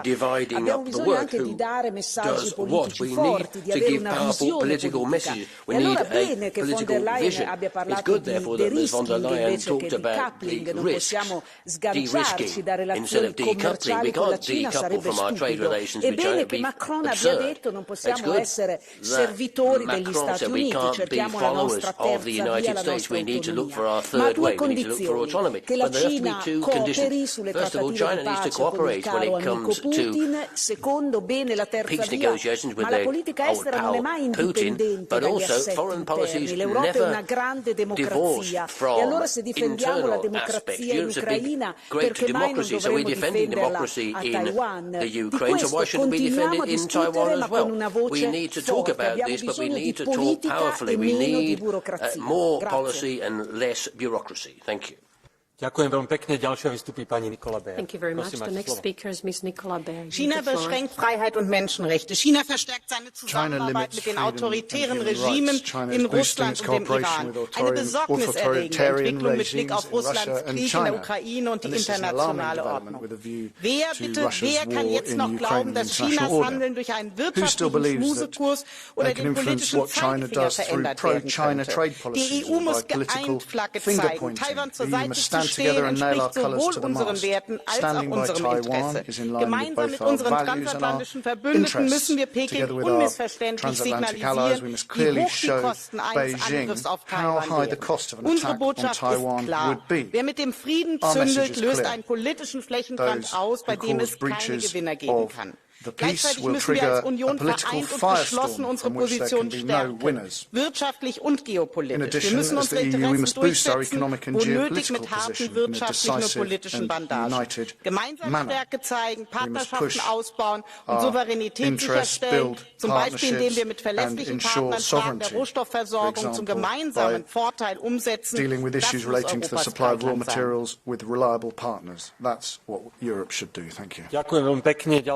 Thank you. And the next speaker is Ms. Henrike Hahn. Wir brauchen in Europa weder eine Anti-China-Hysterie noch Naivität. Beides ist nicht angemessen. China ist für Europa ein wichtiger Handelspartner. Wir brauchen Zusammenarbeit beim Klimaschutz und grünen Zukunftsbranchen. Und China liegt weltweit auf Platz 1 beim Ausstoß von Treibhausgasen. Das können wir nicht ignorieren. Europa und China sind aber auch klar keine like-minded partners. Siehe die Zwangsarbeit von Uiguren in Xinjiang. Umso wichtiger ist die transatlantische Zusammenarbeit. Und die Beziehung zu China zu entkoppeln, ist keine Option. Aber Europa muss wirtschaftliche und politische Risiken reduzieren und sich unabhängiger machen. Vor allem aber müssen wir Europas Wirtschaft von innen heraus stärken. Das setzen wir in der EU jetzt um, mit dem Chips Act, mit dem Netto-Null-Industriegesetz und mit dem Gesetz zu kritischen Rohstoffen. Das heißt aber nicht, dass wir jetzt angesichts der wirtschaftlichen Verflechtung von Europa und China unter vermeintlichem Druck europäische Werte über den Haufen werfen müssen. Wettbewerbsfähigkeit mit höchsten ökologischen und sozialen Kriterien, das muss klar der Ansatz in Europa sein. Wir brauchen in der EU eine gemeinsame europäische Strategie für ein China, das sich 2049 selbst zur Weltmacht erklärt. Und der jetzige Status von Taiwan darf nicht einseitig verändert werden, erst recht nicht militärisch. Und wir werden bei kritischen Sektoren genau hinschauen, unsere Handelsinstrumente schärfen und prüfen, ob Investitionen und Exporte im Einklang stehen mit Europas Sicherheits- und Klimainteressen. Und dabei werden wir den Dialog mit dem China von heute nicht vergessen.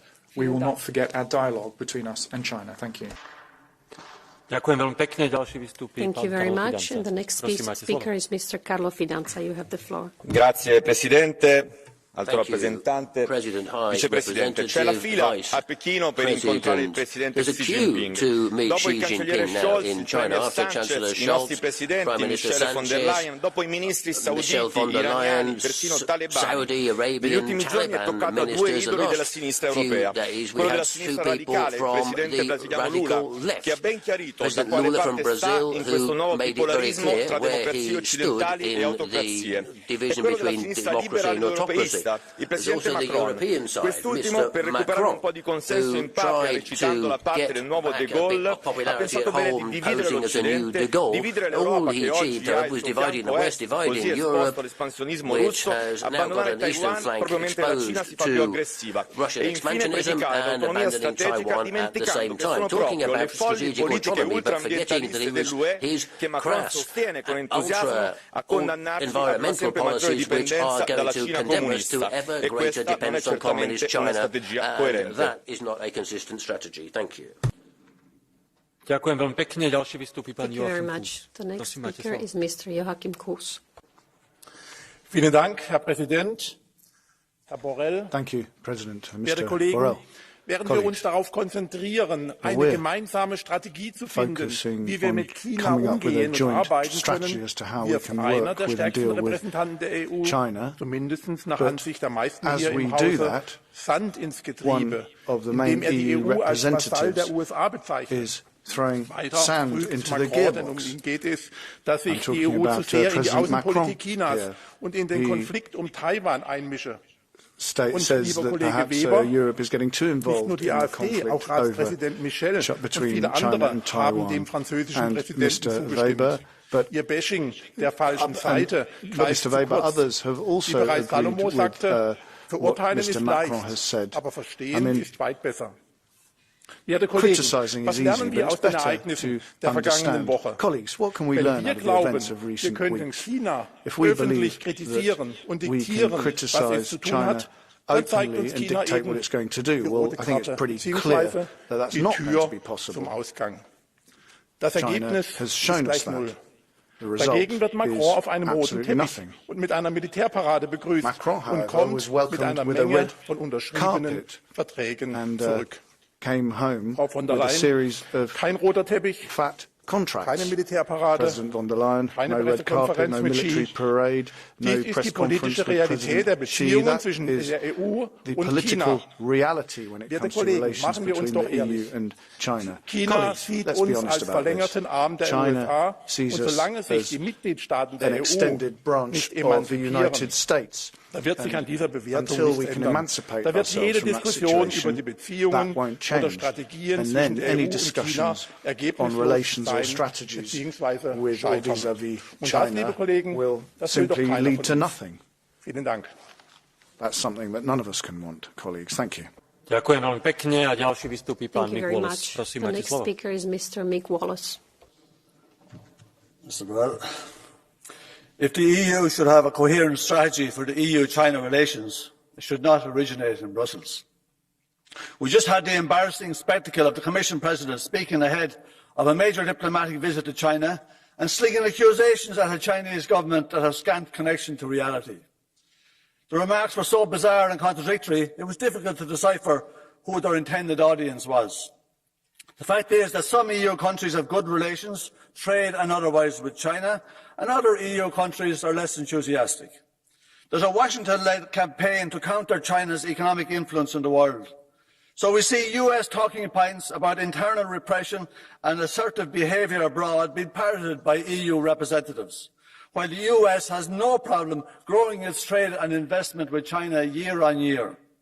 US financial capital wants to make profits in China and in Europe, and driving a wedge between the EU and China is a good way of going about it for them.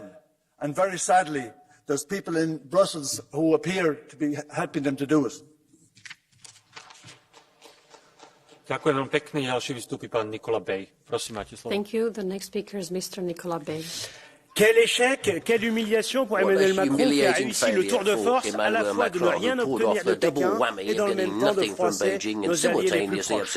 En allant en Chine s'exprimer au nom de l'Europe sans mandat du Conseil, parlant trop comme d'habitude, affirmant des positions contraires à celles de plusieurs de nos amis et alliés, Emmanuel Macron a une nouvelle fois abaissé la France et fragilisé l'entente européenne.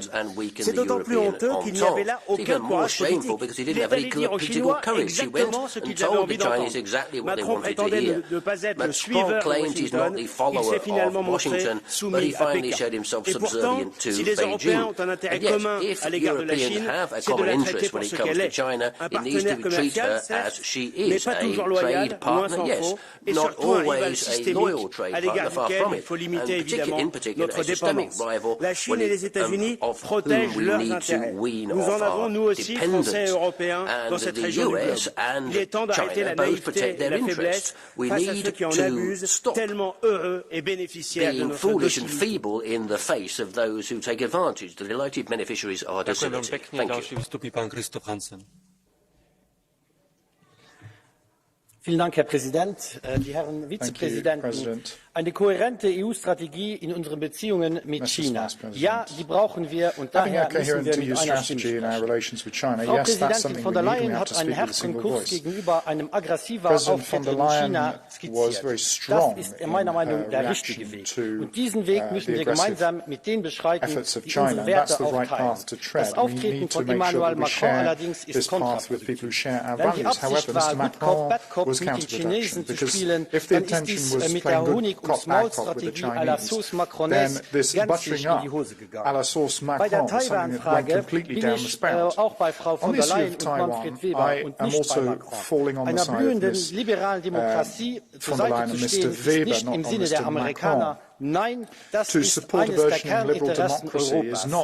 Wenn wir es ehrlich meinen mit dem Abbau an Risiken in unseren Lieferketten, dann müssen wir auf Partner setzen, denen wir vertrauen können. Dazu gehört auch die Ratifizierung des Mercosur-Abkommens, und zwar noch in dieser Legislaturperiode.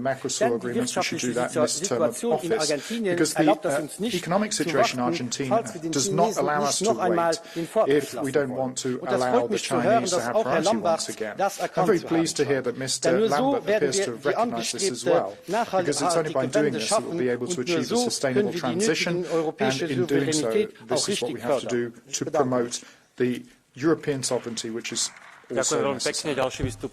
Thank you very much. The next speaker is Mr. Tonino Pizzola. You have the floor.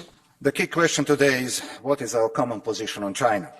We witnessed weekly visits of member states and institutional leaders to China, but we certainly lack coherence. Our relations with China should not become another issue that creates internal divisions. One does not prove strategic autonomy by being autonomous from other member states, and institutional leaders should think twice before providing EU cover for individual visits. Our relations with China also reflect our global ambitions. We have some strategies and global gateway, but we are lagging in practice.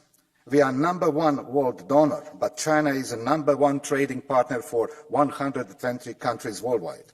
Moreover, in the last 20 years, more than 40 countries reverted to semi-autocratic or autocratic regimes. Therefore, the European Union cannot simply walk away from traditional alliances that define the future of democracy. And only united Europe is a strong Europe. Thank you. Ďakujem veľmi pekne. Ďalší vystupí pán Dragoš. Thank you very much. The next speaker is Mr. Dragoš Tudorake. You have the floor. Thank you, Chair. Dear colleagues, I think we all agree that we want a stronger, more powerful union. It is in the interest of our member states, our citizens, and in the interest of our strategic partners. This debate should therefore not be about choosing sides. Our partnerships are clear, they cannot be unfollowed. And our competitors and rivals are also well known, and we have a strategy on how to deal with them. So let's focus less on semantics and more on actions needed to improve our capabilities and develop coherent foreign policy tools. Playing with the 50 shades of strategic autonomy and then wasting time elucidating their significance is not only weakening our global position, but it is strengthening our rivals. China wants nothing more than to see us divided. Our priorities should be clear. The Taiwan Strait and the Indo-Pacific must remain free and open. China must respect international rules from trade to technology, all the way to the right of Ukraine to its sovereignty and integrity under the UN Charter. So let's focus on delivering that. Thank you. Ďakujem veľmi pekne. Ďalší vystupí pán Janik. Thank you very much. The next speaker is Mr. Yannick Jadot. Chers collègues, sommes-nous dirigés par des poissons rouges? Par des poissons rouges qui ont oublié toutes les leçons de la guerre en Ukraine et répétant les mêmes complaisances économiques et politiques. Complaisance économique. Olaf Scholz, qui va en Chine répéter les mêmes bêtises avec la Chine de Xi Jinping qu'avec la Russie de Poutine, où finalement les intérêts de Volkswagen pèsent plus que la survie du peuple ouïghour. Complaisance politique d'Emmanuel Macron, qui lui aussi va défendre les intérêts privés, mais en plus rajoute une forme de non-alignement totalement effarant. Il a créé la division de l'Europe, il a fragilisé le soutien à Taïwan et à l'Ukraine, et il a fragilisé l'alliance des démocraties. Et aujourd'hui, il est soutenu par l'extrême droite, ami de Bachar el-Assad et Poutine, et par tous ceux qui sont tellement anti-américains, qui sont prêts à soutenir toutes les dictatures anti-américaines. Ça ne peut pas être ça. Et ça ne peut pas être le non-alignement comme concept qui permet de résoudre toutes les ambiguïtés. La question, ce n'est pas de savoir sur qui on est aligné. is not to know who we're aligned with. The issue is to know what we're aligned on. We need to be aligned on our values and the unity of Europe. We need to focus on human rights, and we need to base ourselves on our values. So the Buy European Act and embargo on all products that are produced using forced labour. And we need to protect our industries as the United States are doing. We need to align ourselves on our values and we need to stand together. Thank you. Thank you very much. Now, Mr. Zdzisław Krasnodębski, you have the floor. Panie Przewodniczący. Ostatnie wizyty w Chinach przywódców europejskich pokazały, że Europa to nie to samo, co instytucje unijne. Że Europa jest różnorodna. Prezydent Francji, przewodnicząca Komisji Europejskiej, minister spraw zagranicznych Niemiec prezentowali inne wyobrażenia europejskiej strategii. Dotychczasowa, jeżeli ją mieliśmy, nie była zbyt zadowalająca, bo Europa jest słabsza, a innych silniejsza. I nasza wspólna strategia może być jednak wypracowana tylko wtedy, gdy te różne poglądy na temat europejskiej polityki zagranicznej ścierają się ze sobą, a państwa członkowskie mają prawo bronić swoich stanowisk, prezydent Macron. A nie jak się proponuje przez wprowadzanie zasady, że decyduje większość. Tylko wtedy unikniemy powtórki błędów strategii Wandel durch Handel wobec Rosji. A niestety wiele z tego, co się mówiło na tej sali w tej debacie, przypomina to, co jeszcze parę lat temu mówiliśmy o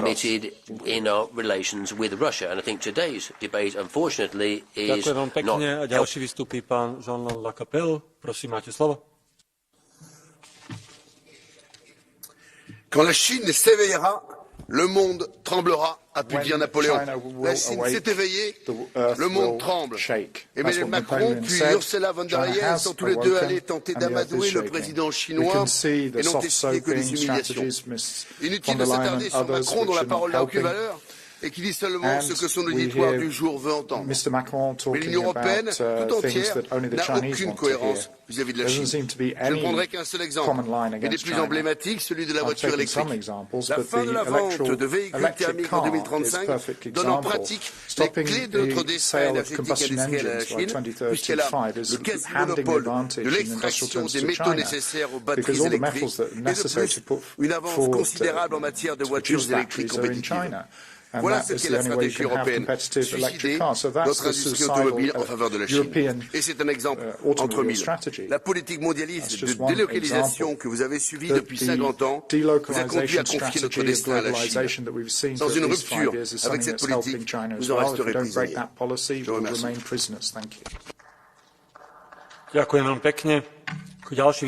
Thank you very much. And now, Mr. Ivan Vilibor-Sinčić, you have the floor.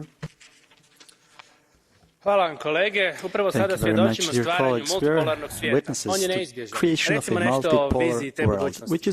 Nije to samo zbog Kine, o kojoj se ovdje danas raspravlja, nego i Indije, Latinske Amerike, Indonezije, Afrike i drugih. Vreme jakog zapada zauvijek prolazi, a za to su najviše zaslužne političke elite na zapadu. Elite koje su uvijek u pravu, koje nikad ne griješe, niti se ispričavaju, a sigurno nikada ni za što ne odgovaraju. Draži su im sastanci sa ekipom iz Davosa, nego traženje milijuna svojih građana koji na prosvjedima preplavljaju ulice jer im je život nepodnošljiv. Elite koje umjesto da jačaju građane i njihov prosperitet radije jačaju portfelj BlackRocka.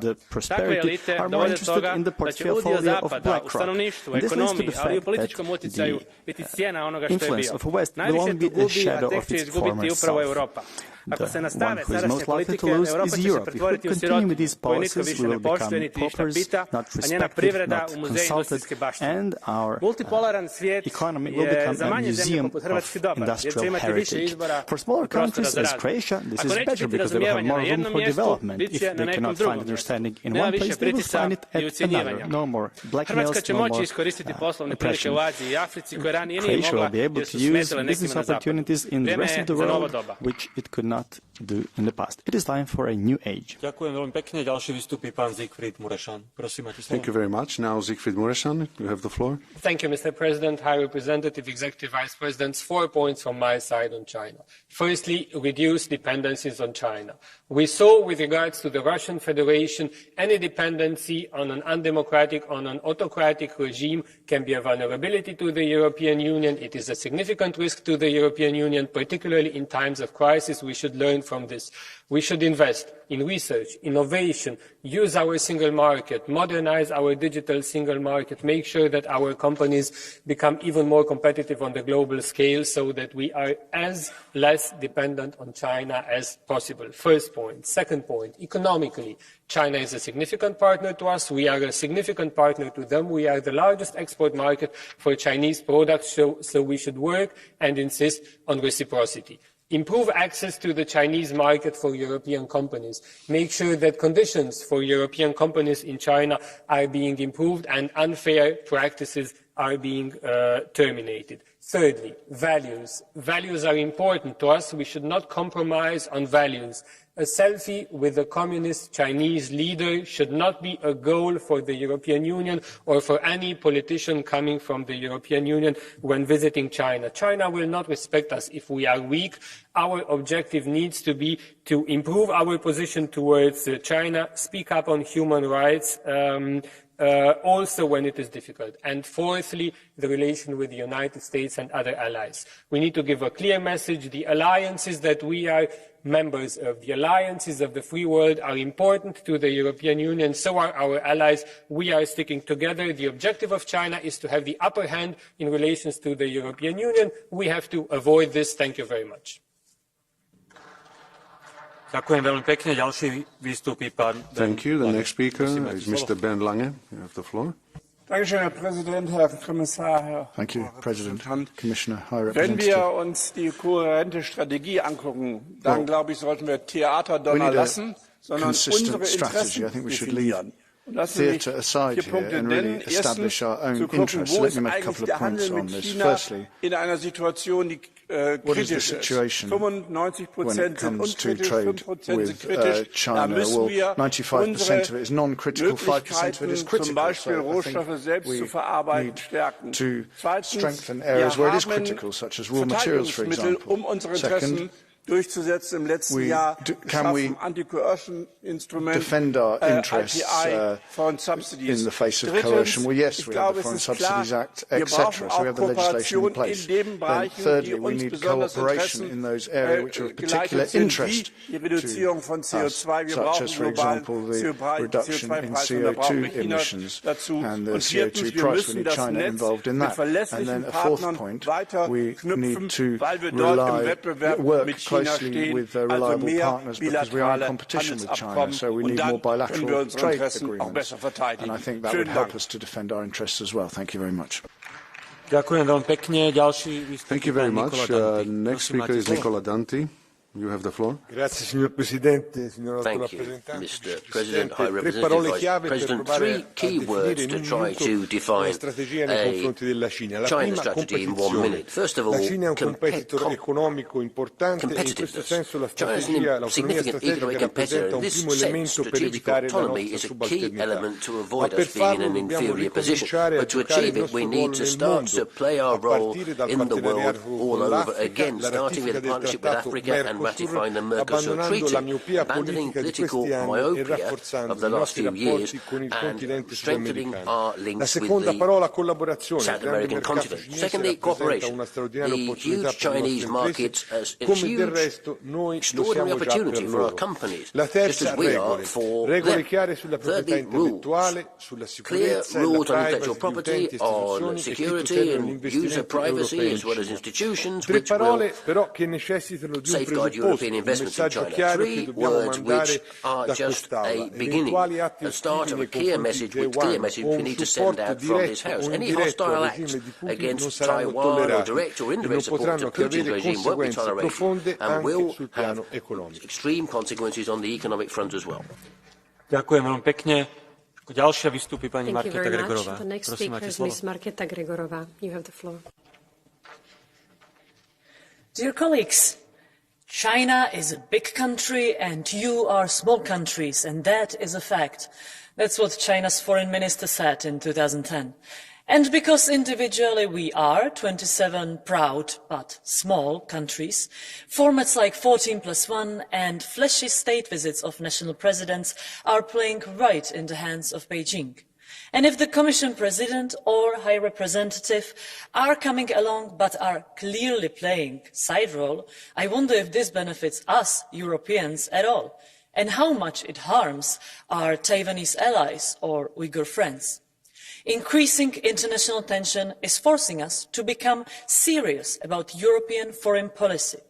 That means qualified majority vote in the Council and treaty change. That means EAS with a mandate.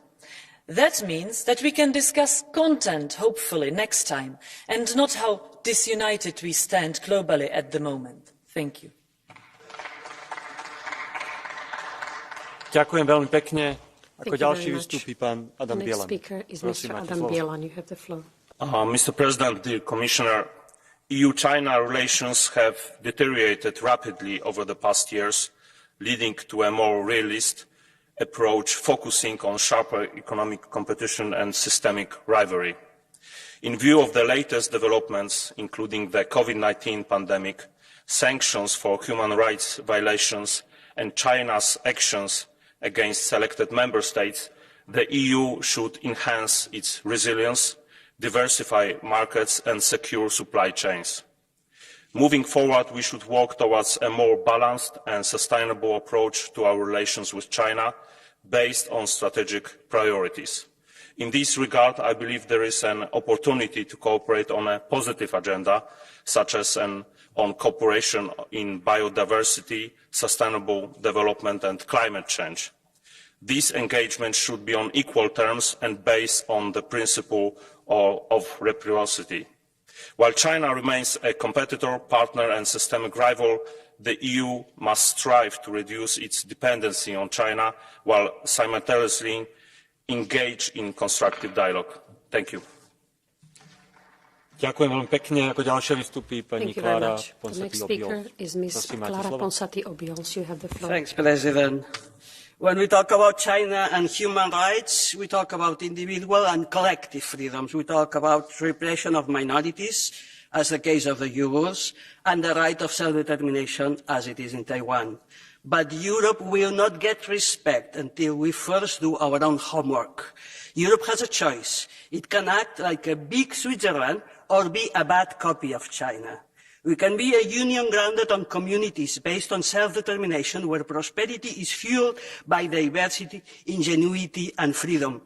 Or by looking the other way, when nations, peoples and political rights are vexed, we will become a degraded version of an authoritarian regime. Europe has a lot of homework, and Catalonia is a test to check progress. So far, we're failing. Thank you. Ďakujem veľmi pekne. Ako ďalší vystúpi pán Jürgen Warborn. Prosím, máte slovo. Jürgen Warborn, you have the floor. Mr. President, the European Union stands for open, rules-based and fair trade. We are also the foremost defender of democracy, freedom and human dignity. It is no news that China is very different. It's a communist autocracy with massive state control of the market, denying its citizens basic human rights and threatening its peaceful neighbours. China cannot be treated like any other trading partner. We want to have a close relationship and we want to increase the trade, but that requires a positive movement from China, of human rights being granted, subsidies abandoned, and the freedom of the Taiwanese people respected. We shall not seek unnecessary confrontation, but we need to show firmness toward China and be crystal clear about what is right and what is wrong. This should be done in unity, with partners, and especially the transatlantic partnership needs to be reinforced further. In addition, we must drastically reduce our dependency on China for critical raw materials, and diversify our supply chains. This could be done with the Mercosur Treaty free trade agreements with Australia and New Zealand. So in summary, we shall cooperate where beneficial, we shall compete where needed, and confront when necessary. Thank you.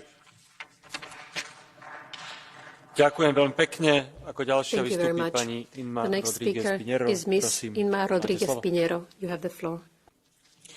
Gracias, presidente, señor Dombrovskis, señor Borrell. Me voy a referir a dos aspectos fundamentales a tener en cuenta en nuestras relaciones con China. El primero, nuestras relaciones comerciales, profundamente deterioradas, con un déficit comercial insostenible, una dependencia excesiva de algunas materias primas fundamentales e importantes divergencias normativas. El segundo, el rol de China como actor global que ha de ejercer una responsabilidad mayor en defensa de los derechos humanos y la paz, la estabilidad en el estrecho de Taiwán, acabar con la guerra de Putin y combatir el cambio climático.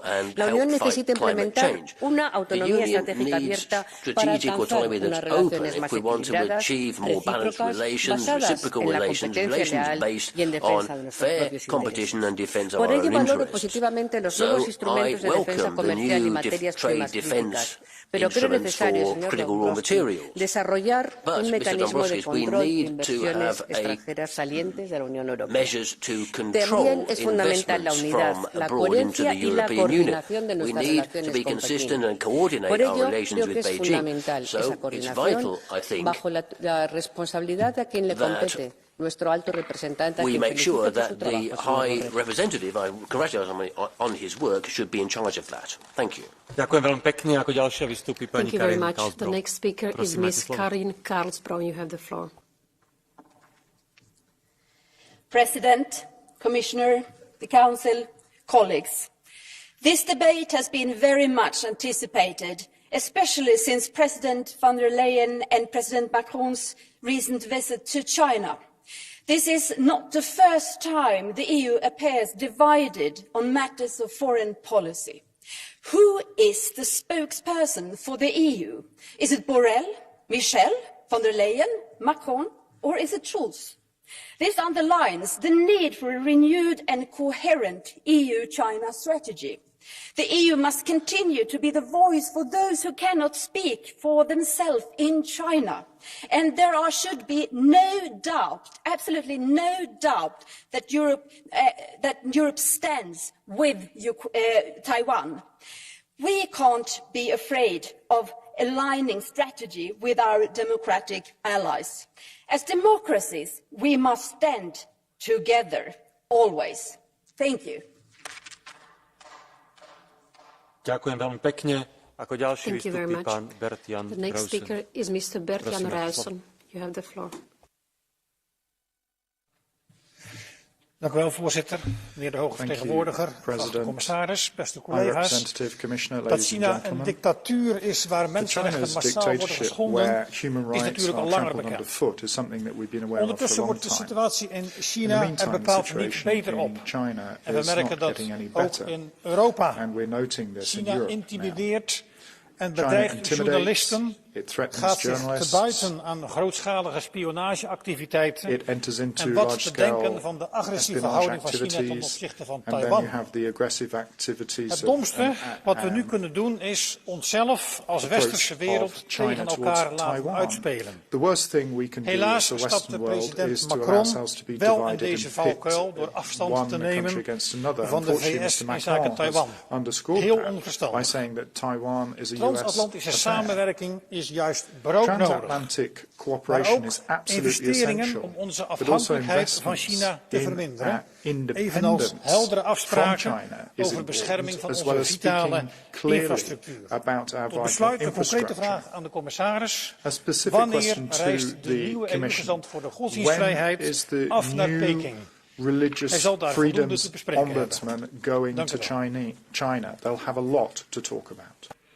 Ďakujem veľmi pekne. Ako ďalší vystúpi pán Dino The next speaker Prosím, is Mr. Giarrusso. Colleghi, Presidente, gli ultimi eventi e gli incontri tra leader europei e vertici della Cina hanno evidenziato in modo lampante come serva una politica estera comune europea. L'Europa deve essere presente ed assicurare equilibrio in un momento nel quale le tensioni evidenti, come la guerra in Ucraina, e quelle sotterranee, non meno pericolose, ci obbligano ad essere uniti e svolgere un ruolo di mediatore autorevole fra le altre grandi potenze, Cina e Stati Uniti in particolare, e fra i continenti, pensiamo all'Africa. I rapporti economici e diplomatici con la Cina vanno alimentati, senza mai trascurare però il rispetto dei diritti umani e senza penalizzare le nostre realtà produttive, le nostre eccellenze, il nostro ingegno. Evitare tensioni eccessive fra Stati Uniti e Cina è dunque un compito preciso dell'Europa, che nessun altro potrebbe svolgere, ma che necessita di unità, di compattezza politica, di autorevolezza e consapevolezza di quanto sia importante il ruolo dell'Europa nei prossimi decenni, anche osservando ciò che accade in Africa, che ci riguarda molto da vicino, e sempre tenendo presente l'emergenza climatica e ambientale che la Cina non può ignorare. Non perdiamo più troppo tempo, per favore, uniamoci ed agiamo insieme. Thank you very much. The next speaker is Mr. Lukas Mandl. You have the floor. Vielen Dank, Herr Vorsitzender, Herr Kommissar und Außenbeauftragter, liebe Kolleginnen und Kollegen. Es ist wichtig, dass die Europäische Union, wie der Titel dieses Tagesordnungspunktes sagt, eine kohärente Strategie in Richtung China entwickelt, und der strategische Kompass, den wir vor gar nicht allzu langer Zeit verabschiedet haben, spricht eine klare Sprache. Es sieht China als strategischen Partner, als ökonomischen Mitbewerber und als systemischen Rivalen. Und alle drei Dimensionen sind in den Blick zu nehmen. Der systemische Rivale scheint leider immer mehr in den Vordergrund zu kommen. Seit ich vor mehr als einem halben Jahrzehnt China mehrfach besuchen durfte, scheint mir sich die Situation deutlich verschlechtert zu haben in Sachen Menschenrechte, in Sachen Gewissensfreiheit. Hongkong beispielsweise war eine blühende Handelsstadt, ist zum Polizeistaat geworden, gewissermaßen. Die systemische Rivalität ist groß und auch auf der globalen Bühne muss man sagen, zeig mir, wer deine Freunde sind und ich sag dir, wer du bist. Also bitte keine Freundschaft mit Putin, Russland und den Gräueltaten von dort. Der ökonomische Mitbewerb, der verlangt Reziprozität. Es kann nicht sein, dass europäische Unternehmen keine Rechtssicherheit in China haben, während chinesische Unternehmen auf dem europäischen Markt diese Rechtssicherheit wie alle anderen bekommen. Und selbstverständlich ist die strategische Partnerschaft neu auszuloten. Thank you very much. The next speaker is Mr. Udo Bullmann. Herr Präsident, Hoher Beauftragter, Vizepräsident der Kommission. Ja, Frau von der Leyen hat eine interessante Rede gehalten. Lasst uns aufpassen auf unsere ökonomischen Interessen. Lasst uns aufpassen auf unsere technologischen Interessen. Das ist richtig. Sie erwähnt die Menschenrechte, auch das sehr zutreffend. Massivste Verletzungen in China. Aber was heißt das denn? Dieser Aspekt wird nicht durchdekliniert. Und das ist ein Problem. Sind wir bereit, unser globales Sanktionsregime auch gegen die Unternehmen einzusetzen, die Technologien liefern, mit denen Menschen verfolgt und unterdrückt werden? Sind wir bereit, unsere Handelsbeziehungen so auszugestalten, dass die Standards eingehalten werden gegen Zwangsarbeit in Xinjiang und anderorts? Sind wir bereit, das Lieferkettengesetz so stark zu machen, dass es wirklich Zähne hat? Das ist das, was wir dringend brauchen. Und können wir in unserer Entwicklungs- und Außenwirtschaftspolitik endlich dafür sorgen, dass dort, wo europäisches Geld ausgegeben wird, auch nur Firmen profitieren, die unsere Standards der Menschenrechte einhalten. Das ist eine gemeinsame Aufgabe, werte Kolleginnen und Kollegen, für alle europäischen Institutionen, auch für uns in diesem Haus. Thank you very much. The next speaker is Mr. Jordi Cañas. Presidente, comisario, alto representante, cuando uno se pregunta sobre la necesidad de una estrategia coherente, es bien, o porque no tiene estrategia o porque no es coherente, o ambas cosas. Cualquiera de las tres es una mala noticia, porque China sí la tiene. China tiene una estrategia, que es la hegemonía. Ustedes saben, el Go es un juego que se originó en China hace más de 2.500 años. Es un juego donde dos jugadores luchan por expandir el territorio propio cuando sea posible atacando las 2,000 years ago, where people are struggling to control the same territory. So China has been playing Go, the game I just mentioned, in strategic terms all over the world, in Africa, Latin America. Poco insuficiente. What's Europe been doing? Nothing. Or China es un jugador global y la pregunta es si nosotros queremos ser un jugador global o queremos ser una pieza en el tablero. Yo creo que debemos ser un jugador global y eso significa asumir responsabilidades y los costes de ser un jugador global. Porque si uno no es un jugador global, corre el riesgo. Es ser una pieza en un juego. Y las piezas en los juegos se sacrifican. Ďakujem veľmi pekne. Ako ďalší vystúpi pán Alexander Vondra. The next speaker is Mr. Alexander Vondra. You have the floor. Dear friends, China is emerging superpower and aspiring to be the global #1. Therefore, we definitely are in a situation of need of having a proper and coherent strategy. But this not be done according to lines which we have seen the last week, when President Macron went to China to pursue the economic interest of its own country, and as a reward to his host, offered a vision of European equidistance to the United States and China at the same time. He did even worse in the name of the EU. He was speaking about the EU strategic autonomy, but offered a strategic ambiguity instead. And he did in a situation when we terribly need strong NATO and the cooperation of the US in the Ukraine. Next time, we must do much better. Ďakujem veľmi pekne. Ako ďalší vystúpi pán Mislav Kolakušič. The next speaker is Mr. Mislav Kolakušič. You have the floor. Poštovani kolege, poštovani građani. Dear colleagues, prije 3 desetljeća 3 Europa je bila decades ago, svjetska sila, Europe was a a Kina world power, relativno and China siromašna was a zemlja relatively u razvoju. poor country, Tada su Europu developing country. predvodili That was snažni time when Europe was nacionalni led by strong političari. national Danas ju vode politicians, and today muškarci they're u guided by haljicama.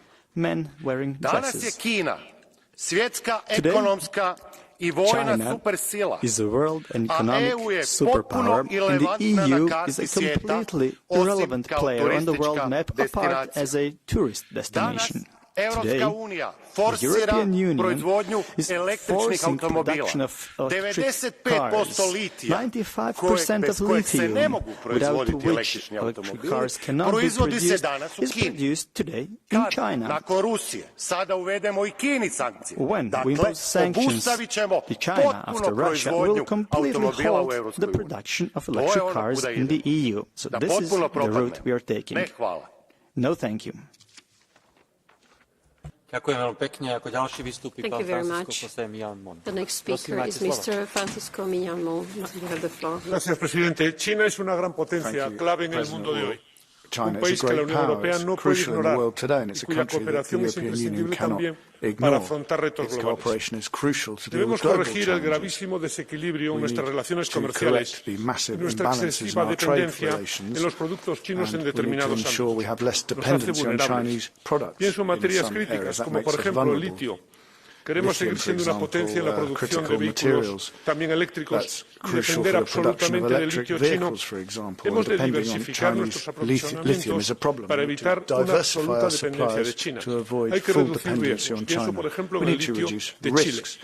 Desgraciadamente, China go for apuesta lithium ahora from por Chile, for modificar el example. orden internacional Unfortunately, que le ha China is trying permitido to transformarse de change forma the acelerada en world los últimos 20 order, años. which has Miembro enabled permanente it del Consejo de to Seguridad, develop parece no massively importarle over la the last abierta 20 violación years. por It's a Rusia member of the de Security principios básicos Council, del derecho but it doesn't internacional como seem integridad bothered by territorial China's violation y of no uso de la fuerza. the basic Está más cerca tenets de of Rusia que de international Ucrania. law, such as Esto not influye en using nuestra force. relación con China. It's Y termino, el closer mundo está to cada vez más polarizado. Russia than Junto al desafío de Ukraine, Moscú and crece that la tensión entre influences China our y Estados relations Unidos, with nuestro China. aliado We're y seeing socio tensions más increase importante. between Está claro que no US podemos and ser China, and the indiferentes US a los is our planteamientos de most Washington important sobre China. partner. Gracias. We must stick with Washington on this. Thank you. Ďakujem veľmi pekne. Ako ďalší vystúpi Thank you pán very much. Glucksmann. The next Prosím, máte speaker, slovo. Mr. Glucksmann. Merci, Monsieur le haut représentant.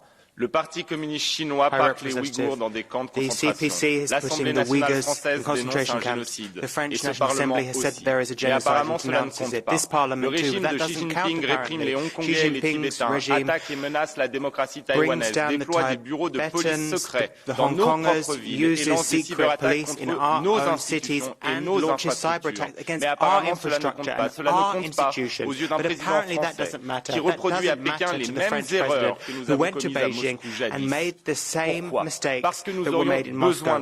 Why? Because we apparently need China. Let me remind you that for 20 years we were told the exact same thing about Putin's Russia. We sacrificed the Ukrainians, the Georgians, the Chechens and more. We sacrificed our principles because we apparently needed Russia and now there is war in Europe. Let's not make the same mistake again. It's not about moralizing, it's about realism. If we are indolent, if we are cupid, and we have been, that has meant that we've shifted production to China. We've been hoisted by our own petard. We need to be autonomous now. We have to be courageous and show what we want to be. Thank you. The next speaker, Mr. Verhofstadt. So, Mr. Borrell, I have to tell you one thing. I was pleased that you got COVID.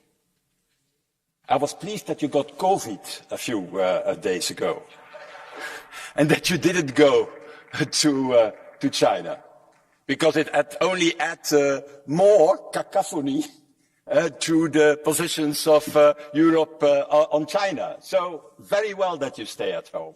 But I have a request to you. It's your task to come forward now with a new strategic paper. You know, the strategic paper on China dates from 2016. 2016. I know then we actualized the paper of 2016, Mr. Butikover, in 2019. And then in the meanwhile, what happened is everything what happened in Hong Kong. Because everybody's talking about Ukraine, but things changed fundamentally when? At the moment of Hong Kong. Because the consensus worldwide was one China, two systems.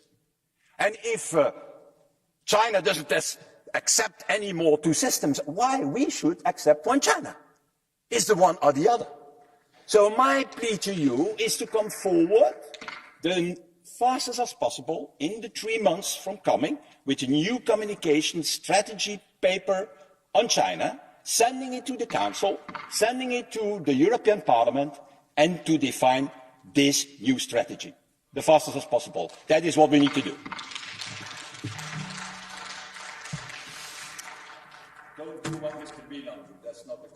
Sorry, we're running late. I am sorry. Další vystupí pan Patryk Jaki. The next speaker, Mr. Patryk Jaki. You have the floor. Dziękuję panie przewodniczący, panowie komisarze. Prezydent Macron podpisał w Chinach porozumienie i mówił o autonomii strategicznej Europy. Tymczasem wybudowaliście autonomię strategiczną Europy od lat z Rosją przeciwko Polsce. I w momencie kryzysu i wybuchu wojny zostawiliście Europę bezradną militarnie, energetycznie i gospodarczo coraz słabszą. I dziś prezydent Macron jedzie do Chin i mówi więcej tego samego i o wypychaniu z Europy Stanów Zjednoczonych. Tylko ciekawe, co Europa, a w szczególności Ukraina, zrobiłaby bez Stanów i bez Polski. Już dawno by upadła i zostałaby z waszymi żałosnymi hełmami i żarówkami energooszczędnymi, którymi Ukraińcy co najwyżej mogliby rzucać w Rosję. No i oczywiście długimi stołami z Putinem. I nie liczę już na refleksję u Niemiec i Francji. Ich pomysły i egoizm na autonomię, ich pomysły na autonomię Europy już wielokrotnie kosztowało ten kontynent zbyt wiele. Ale do was apeluję, liderzy Europy Środkowej i Wschodniej. Jeżeli się nie obudzicie, to niedługo autonomię to zorganizują wam. Ale Chińczycy i Rosjanie. Ďakujem veľmi pekne. Ako ďalší vystúpi pán Alexandrov Jordanov. Prosím, máte slovo. Mr. Jordanov. Уважаеми господин председател, стратегическа грешка ще бъде, ако на отношенията ни с Китай гледаме само през призмата на търговско-икономическите интереси. Не трябва да забравяме за правата на човека и за демокрация. Опасна е тезата за стратегическа автономия от Съединените щати. Китайският режим е заплаха както за САЩ, така и за Европа. И тази заплаха е реалност. Комунистите са решени да анексират Тайван по насилствен начин, като ползват примера на Русия спрямо Украйна. Доктрината за единен Китай означава ликвидиране на демократичен Тайван. Не трябва да допуснем разделение на западния свят, защото ако бизнесът успява, но демокрацията страда, това ще означава криза на нашите ценности и на европейския начин на живот. Благодаря ви за вниманието. Ďakujem veľmi pekne. Ako ďalšia vystúpi pani Kathleen van Bremt. Prosím, máte slovo. Thank you very much, Chair. Collega's, deze legislatuur die bijna op zijn einde loopt, wordt gekenmerkt door de Green Deal, door een pandemie en uiteraard ook door de oorlog in Oekraïne. En alle drie op hun manier geven aan dat het erg belangrijk is dat we geopolitiek op ons buitenlands en handelsbeleid een consequent beleid voeren. En we doen dat wanneer het over Oekraïne gaat, maar helaas niet wanneer het over China gaat. En de cacophonie van de afgelopen weken is which we've just heard is really en laat het duidelijk zijn, het heeft geen zin om alleen op korte termijn economische belangen te gaan. Het gaat over een consequent op waarden gebaseerd beleid. En het is niet alsof China vandaag geen dictatuur is die de mensenrechten met de voeten treedt. We're dealing with China and human rights and the problems in that country. Met mijn vriend Guy Verhofstadt is niet altijd het geval, maar nu wel. With Mr. Guy Verhofstadt, this isn't always the case, but in this case we are. There are two possible systems in China. We've got to be clear as far as Taiwan is concerned. We're not going to accept, Europe must not accept that we leave Taiwan in the lurch. There should be no cacophony on that score. Thank you. Ďakujem veľmi pekne. Ako ďalšia vystúpi pani Nathalie Vazov. Prosím. Nathalie Vazov. Merci, Monsieur le Président, Monsieur le Haut Représentant. Une minute pour parler de la Chine, c'est à peu près aussi riche et nuancé qu'un tweet. Mais c'est vrai que parfois, on parle trop et parfois, souvent, on accorde plus d'attention aux mots qu'aux actes. Alors, puisque j'ai peu de temps, parlons des actes. Qui a poussé l'Union européenne à un contrôle des investissements étrangers dans les secteurs stratégiques? La France. Qui joue un rôle moteur en Europe pour lutter contre nos dépendances en matière de semi-conducteurs ou de matières premières? Le gouvernement français.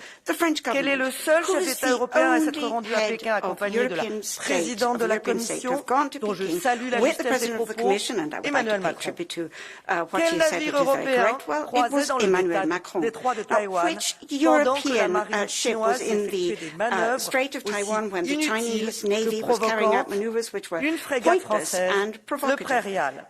Alors je forme un vœu, que tous nous sachions être aussi clairs et aussi fermes qu'Ursula von der Leyen sur la Chine et sur Taïwan, et que tous nous soyons aussi engagés que la France à traduire nos paroles en actes.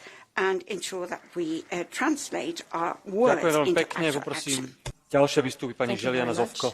Right, dear President, dear colleagues, today we are at a crucial junction in our relations with China. While we acknowledge China as a partner, competitor and systemic rival, our bilateral relations have become increasingly challenging in recent years. China's recent assertive actions in the Strait of Taiwan and its ambiguous stance on the Russian aggression in Ukraine have further affected our relations. In this geopolitically volatile world, the European Union must take a unified position on China, while working closely with our transatlantic and Indo-Pacific allies. I welcome the recent visit of President von der Leyen to China, as it underscores our commitment to maintaining an open and constructive dialogue with China. Nevertheless, even as we seek to build stronger relations with China, we must remain steadfast in highlighting human rights abuses, maintaining a rule-based international order, and promoting fair trade and investment practices. The economy is important, but above all, it is crucial that we stand behind our values. Thank you.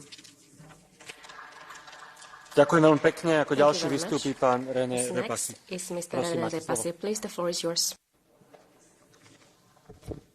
Sehr geehrter Herr Präsident, Herr Hoher Vertreter, liebe Kolleginnen und Kollegen!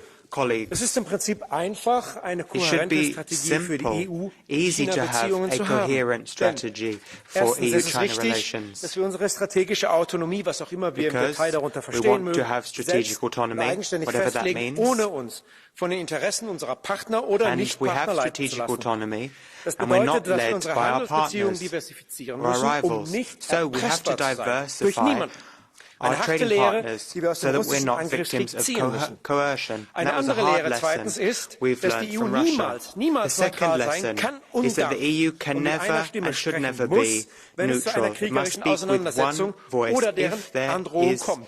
Hierauf threat of a angemessen war or a reagieren zu war, können, and we need muss to sich react die EU noch appropriately. ertüchtigen. If we are going Unsere to zentrale act Hausaufgabe, wir appropriately, sind da noch we have nicht. to learn Für mich ist klar, lessons, but we haven't der learned those Status lessons quo in der yet. Straße For me, von it's Taiwan clear. darf The nicht einseitig status oder quo durch Anwendung in oder the Androhung von Gewalt Strait verändert werden. of Taiwan Das sind die Grundpfeiler für eine cannot kohärente be Strategie changed. der EU All aller of seiner this Mitgliedstaaten gegenüber is China. part Es müssen of sich auch a bitte sehr coherent auch alle strategy daran halten vis-à-vis und China, nicht and we nationale all need Interessen to stick to wieder that. unter There den Schirm can't be stellen. any national interests that come to the fore. Ďakujem veľmi pekne. Ďalšia vystúpi pani Svenja Hahn. Prosím, máte slovo. Liebe Kollegen, ich bin Hamburgerin. Unser schöner I'm Hafen from wurde Hamburg, gerade and das our jüngste Symbol wonderful zur Abhängigkeit von China. Port has become the most recent symbol of Containerterminal unter dependence on chinesischem China. A Einfluss container sind so lange terminal nicht in relevant, Chinese bis man hands die doesn't Puzzleteile sound zusammensetzt. Dann sieht man Rotterdam, relevant unless you die think about Piräus, all die the 14 puzzle europäische pieces. Häfen. Other than Wenn wir die this one Puzzleteile is zwischen Rotterdam, der there's EU und 14 China other zusammensetzen, ports. dann sehen And when we wir put all these einen puzzle pieces together, Systemwettbewerb in allen then we see politischen Bereichen. systemic Wir competition stehen in am all political Anfang eines areas. Zeitalters So we're at the künstlicher beginning of an Intelligenz mit age so vielen of Chancen für AI unsere with Gesellschaft. so many opportunities Gleichzeitig for our muss uns society. der At the same chinesische time, Überwachungsstaat we auch ein have Mahnmal to sein, wohin unsere Reise take a nicht warning gehen from the darf. Wir Chinese dürfen nicht surveillance state abhängig that that's sein not the von direction we want to go. Technologien We cannot made be in dependent on China, denn dass technology made Abhängigkeit in eine China Spezialität Chinas because ist, das haben wir in den letzten Jahren erleben dürfen. economic Wenn dependence Autokratien on wieder das China Recht des is Stärkeren speciality. einführen sollen, dann And muss when unser autocracies Angebot mehr insist on the Freihandel rule mit of the mehr Partnern strongest, sein, mehr and they want Kooperation our auf offer has to Augenhöhe. be Liebe Kollegen, die more EU wurde cooperation among gegründet, um equals, more Frieden, free Freiheit und trade Demokratie with zu sichern. partners. Diese In Werte order to müssen wir weitertragen ensure in einer peace and Allianz der freedom and democracy. Demokratien, These eine are values Allianz, that we die have gemeinsam to bring Verantwortung für forward diese in an Werte alliance of übernimmt und gegen democracy, die an Autokratien alliance dieser Welt that stands eintritt. up to the autocrats of this world. Ďakujem veľmi pekne. Ako ďalší vystúpi Thank you pán very Paolo much. Rangel. Prosím, máte Mr. slovo. Paolo Rangel has the floor. President, High Representative, Vice President. As relações entre Portugal e a China são as mais antigas e as mais duradouras de qualquer Estado europeu. Sabemos muito bem a importância do diálogo e das relações comerciais com a China, mas a amizade sem limites com a Rússia, a agressividade e as ameaças a Taiwan, o tratamento dos uigures são questões que têm de estar na nossa agenda de relacionamento com a China. E por isso nós devemos sempre enfrentá-las, tendo a atitude que teve a Presidente von der Leyen, e não a atitude neutral do Presidente Macron. Nós queremos autonomia estratégica para a Europa, mas o nosso rival sistémico não são os Estados Unidos. And our strategic rival, our systemic rival is not the US. Our systemic rival is China. So, autonomy is not a third way. Europe will only be truly strategically autonomous if we are one that looks across the pond and one that cultivates ties with the US. That's why we need to have a firm stance vis-à-vis China. We need to defend international order and we need to defend Taiwan and human rights. Ďakujem veľmi pekne. Thank you very much. Ako ďalšia vystúpi pani Margarita Yes, Marques. Mrs. Margarita Marques, please, the floor is yours. Muito obrigada, Presidente, Vice-Presidente, Alto Comissário. A definição estratégica da estratégia UE-China tem de ser feita num quadro interinstitucional. Não pode ser uma única instituição, isoladamente, One single institution on its own cannot come up with the EU's position vis-à-vis China. And that's why we're having this debate. The EU is a global powerhouse and it has to come up with its own priorities and its own way forward in its dialogue with China. That's why, since the Lisbon Treaty, we've had the High Representative for Foreign Affairs, for External Matters. We know that last year there were new turbulences in our bilateral relationship with China. We know that China represents challenges and opportunities, but these have changed over time. We have red lines. The respect for human rights is one of those. But China is an important partner in terms of the global balance. At the end of the day, we need to have a political, economic and security-based strategy that will benefit the EU, which will ensure our strategic autonomy and which will contribute to peace and multilateralism. Thank you. Ďakujem veľmi pekne. Ako ďalší vystupí pán Ilan Kučuk. Prosím, máte slovo. Well, thank you so much, dear President, dear Mr. Borrell, dear Vice President of the European Commission. Colleagues, this debate is certainly not about two things. This debate is not about playing the blaming game, and this is not about choosing sides, because we know our sides. We know our partners, we know our friends, and we are working together with them. But this debate is certainly about the topic, the need for coherent strategy for EU-China relationship. And we need the strategy, Mr. Borrell, and this was strongly suggested to you by many colleagues before me. I do agree with those saying that the EU-China relationship is of strategic importance, but we should be clear that China poses a challenge to the liberal order of today. The country is a global powerhouse, and we need to address the challenges at stake together. First and foremost, the EU must prioritize its security interests in its relationship with China. We need to carefully assess the implications of Chinese military activities in Taiwan, but also to talk boldly about human rights. What China is doing in Xinjiang region with Uyghurs is completely unacceptable, and I want to state this clearly from this House. Thank you. Ďakujem veľmi pekne. Thank you very much. Ako ďalšia vystúpi pani Frances Fitzgerald. Mrs. Frances Fitzgerald has the floor. China looks at Europe and sees division. We must show unity and strength. As President von der Leyen has cautioned, we must clearly set the terms of a healthy engagement. We must be honest and clear and recognise that China certainly does not play by our rules. And yet, China is a vital trading partner, but it seeks to dominate vital supply chains. Their acts are not in line with our European values. Human rights abuses of the Uyghurs, an opaque stand on the Ukraine invasion, threatening freedom and democracy in their own backyard. We must play to our strengths, promote global trade, and engage as an equal. We must take the lead along with our partners in the democratic world in regulating critical sectors such as AI to protect global standards and the protection of rights. China's interactions with Putin are a cause of absolutely serious concern. Any support in the form of weapons or otherwise would be hugely detrimental to our future relations. We should not allow ourselves to be divided. Thank you. Ďakujem veľmi pekne. Ako ďalší vystúpi pán Niels Niels Fuchslang, please, the floor is yours. Mens Kina de senere år blevet stadig mere autokratisk, vi i Europa blevet stadig mere afhængige af Kina. Vi har set, hvordan afgørende råmaterialer til vores industri kommer fra Kina, og vi har set, hvordan kritisk infrastruktur lander på kinesiske hænder. Her tænker jeg for eksempel på Kinas opkøb af Grækenlands største havn, Piræus, og Kinas nuværende planer om at købe sig ind i Hamburg Havn.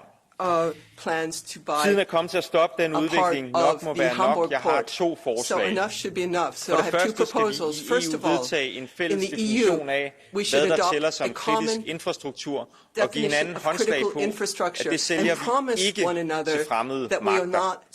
For det andet bør vi hjemtage industrier, der er afgørende for vores samfund. Her tænker jeg for eksempel på minedrift, men også produktion inden for for eksempel den grønne sektor. Within the green sector. Det er på tide, at EU indtager en mere kritisk rolle over for Kina. Vi må stå vagt om vores værdier, og vi må indse, at frihed, det kræver altså uafhængighed. Depends on independence. Ďakujem veľmi pekne. Ako ďalší vystúpi pán Ivan Štefanec. Prosím, máte slovo. Please, the floor is yours. Dear colleagues, there is a clear learning from current international development, and that is that democracies should stand together. And this learning is even more applicable towards China. China's growth means really an economic opportunity, but China's growth means also a serious threat in terms of military, in terms of critical raw material, in terms of its growing influence in international organizations. What to do? The answer is definitely the European unity towards China's expansion and our close cooperation with the US. The most important European actions should be, firstly, to protect Taiwan, secondly, to strengthen and modernize our defense capacities, particularly in terms of cybersecurity, and thirdly, to secure our supply chain of critical raw materials. Ladies and gentlemen, the world is changing, and we are able to shape it only based on our European unity, our cooperation among democracies, and our position towards autocracies. Thank you indeed. Ďakujem veľmi pekne. Ako ďalší vystúpi pán Marcos Ros Sempere. Prosím, máte slovo.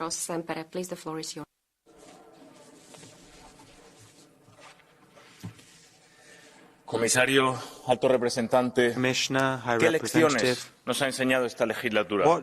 No podemos olvidar las tristes escenas que vivimos en lo más duro de la pandemia, lo que sucedió cuando dependíamos del material sanitario procedente de China.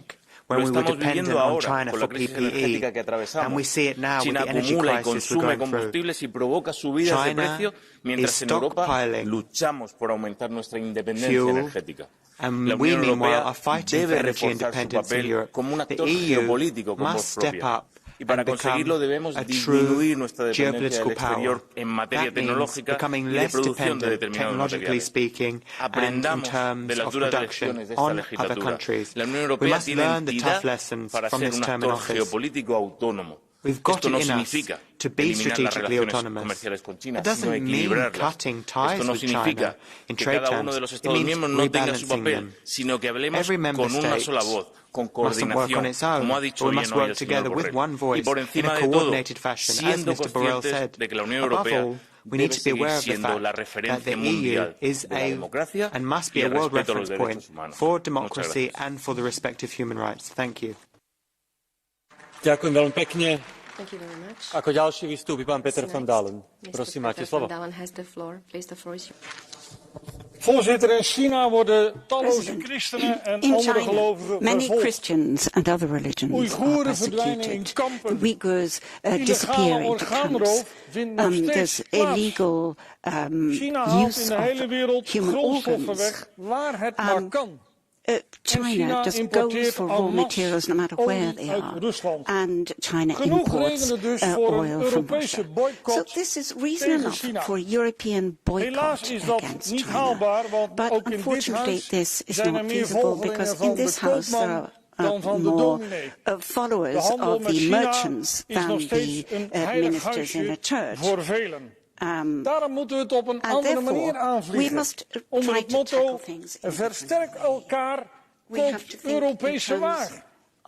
De consument moet worden bewust gemaakt geen producten meer te kopen uit China. Als u in het schap iets ziet wat gemaakt is in China, laat het liggen. Niet kopen. Op die manier bevorderen we de Europese autonomie, maken we ons minder afhankelijk van China en helpen we onze eigen producenten. Dus versterk elkaar, koop Europese waar.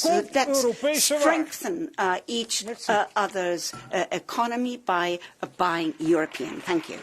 Ďakujem veľmi pekne. Ako ďalší vystupí pán Erik Bergqvist. Thank you very much. Prosím, máte slovo. Next speaker, Mr. Bergqvist. Erik van Dalen. Herr talman.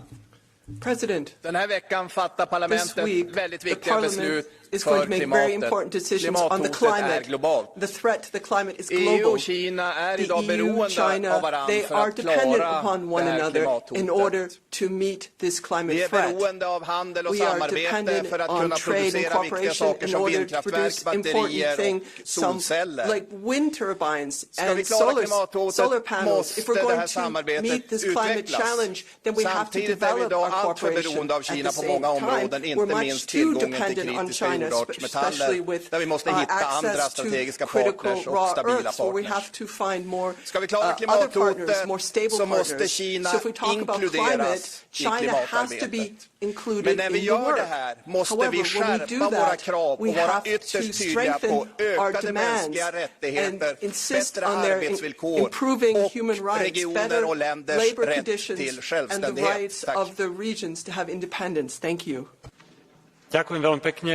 Ako ďalší vystúpi pán Ludek Niedermayer. The next speaker is Mr. Ludek Niedermayer. Thank you very much, Mr. President.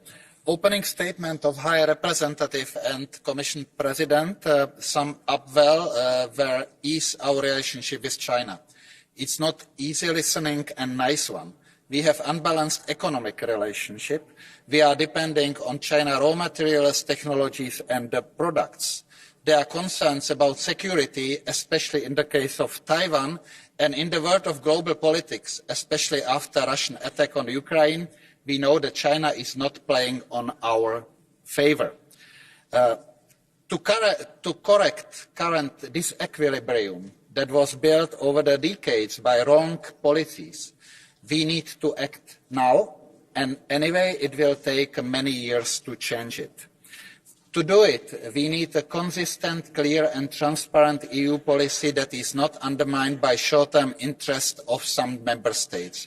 I hope this debate will help us to get to that soon, as we badly need it. Thank you. Ďakujem veľmi pekne. Ako ďalší vystúpi pán Gabriel Mato. Prosím, máte slovo.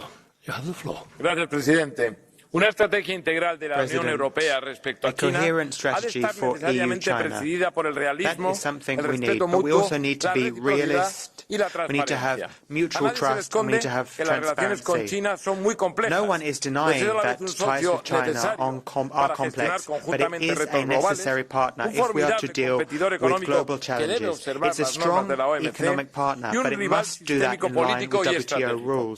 Así las cosas, la Unión Europea debe acordar una estrategia a medio y largo plazo que incorpore las tres dimensiones citadas, con objetivos claros, compatibles y complementarios de los de nuestros socios y aliados, y con unos mecanismos de control y seguimiento de su aplicación. And like-minded allies, and we also need to have control mechanisms. The EU's leaders must work hand in hand and in unison. Only if we work together will the 27 move forward and have a stronger role in the world. And we need to look at what China is doing vis-à-vis Russia. China needs to show that it is on the right side of history there vis-à-vis Russia. Thank you very much. I do apologize to colleagues who have requested the catch the eye. We have to skip that because of us running late. So I'll now give the floor to the Executive Vice President of the Commission, Mr. Valdis Dombrovskis.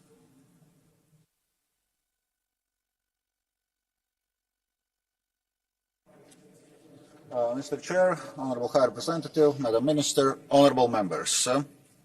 I would like to thank you for this rich and vivid debate. It shows how timely it is. Today's debate clearly attests that EU-China relationship must be seen in an increasingly complex geopolitical context. Several speakers stressed China's ambiguous position on Russia's war of aggression against Ukraine. It hurts EU-China relations, just as Europe is deeply hurt by the war on its continent. On Taiwan, the EU remains strongly opposed to any unilateral change of status quo in Taiwan Strait, especially by use of force. Its preservation has been a way for a peaceful development, economic growth and prosperity in the region. It is key to exercise restraint. Tensions should be resolved through a meaningful and open dialogue. The EU will continue its efforts aiming to preserve peace and stability in the region. Yet, despite the worsening political context, the EU-China trade remains robust. Total goods trade between the EU and China reached a total of €856 billion in 2022. It means €2.3 billion of trade every day. However, while overall beneficial, the EU-China economic relationship remains critically unbalanced.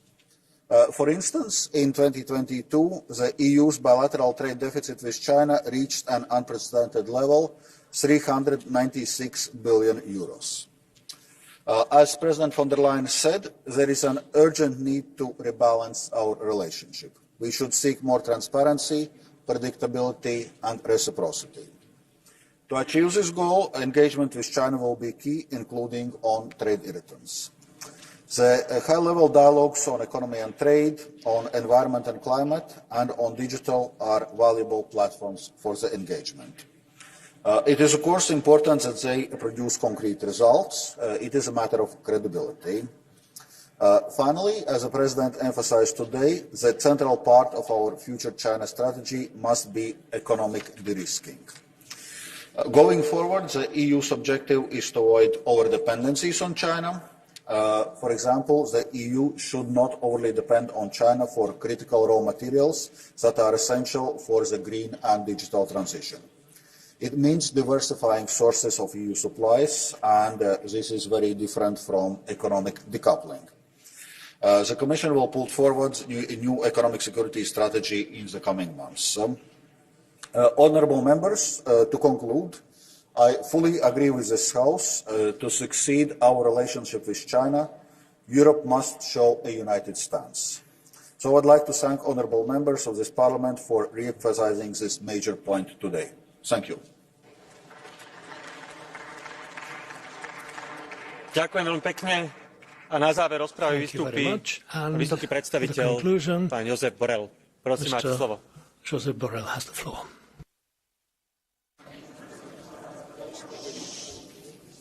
Señor presidente, señoras y señores diputados, permítanme seguir utilizando el castellano en esta. Primero, para decirles que como antiguo presidente del Parlamento Europeo que fui, me produce una enorme satisfacción ver este hemiciclo tan lleno. So pleasing to me to see the European Parliament packed to the rafters, this hemicycle packed to the rafters. So I'm glad to see so many people. Señorías, en este debate Ladies ha and habido gentlemen, muchas voces I've que se listened to han the quejado debate, and many de la were critical cacofonía europea. about the so-called Es European decir, de cacophony. varias voces The fact that europeas, there no siempre are various diciendo lo voices, mismo o de la and misma not manera. everyone is saying the same thing Y or creo in que the hay same dos way. razones por las cuales eso se ha producido. I think there are two reasons La primera which es porque explain hay why this has puntos de happened. vista The diferentes fact is simply that there entre are los Estados different points miembros of view acerca de nuestra between the relación member con states China. as Eso no regards debería China. sorprendernos. This Es ought así. not to be a surprise to Y anyone. el objetivo That's de the una way it is. política común es The precisamente aim limar of esas a common diferencias policy para is ofrecer to un común denominador. smooth out Pero eso these requiere differences trabajar and juntos. find a common denominator. Y la segunda In razón order to por lo do que se ha that, you have to work producido together, though. eso que muchos Then diputados there's han a second lamentado reason, es porque sí, which has led to what ciertamente ha habido many fallos de MEPs have coordinación criticised. entre Indeed, las there have been some instituciones failings europeas to coordinate y con los between the Estados EU miembros institutions and que the podrían member haberse states. evitado. These Y creo que hay que could tomar have buena been nota de avoided. lo ocurrido, I think we need hacer to autocrítica note what's y happened, buscar soluciones be en el futuro que self-critical, pasan por una and mayor come up with solutions in coordinación the future that will be based entre on greater instituciones coordination between y the Estados. institutions and Instituciones between entre the ellas, states. Comisión y So, Consejo, between the Estados entre institutions, ellos i.e. between y the Estados Commission and con Council, instituciones. between the Member States themselves, También and ha then habido muchas between the Member críticas del States and the presidente Macron. institutions. A lot of criticism was Yo also quiero levelled decirles against que President Macron. me he leído con mucho detalle el discurso del presidente de la República Francesa en el Instituto Nexus en La Haya, speech in donde the desarrolla Nexus Institute in el The Hague, concepto de autonomía where estratégica. he spoke and Y further creo que developed hay his view muchas of ideas strategic absolutamente autonomy. europeístas, I absolutamente think many of positivas, his ideas were very con las que positive estoy de and acuerdo, pro-European, y hay and que I seguir completely trabajando en back desarrollar them. un And I think we concepto need to continue que no es to para work nada on a contradictorio concept con la Alianza that Atlántica, isn't que contradictory no es with our para Atlantic nada Alliance, buscar alternativas something that a isn't nuestra about relación con Estados finding Unidos, alternatives que no es to para our nada partnership with la the US. búsqueda de No, it's alternativas not a la about OTAN, an alternative to NATO. Quite the contrary. It's about making our transatlantic ties even stronger. And they will be stronger if we ourselves are stronger. The US and NATO cannot be responsible for solving all of the crises that have fallout for Europe. We have to develop our own capacity.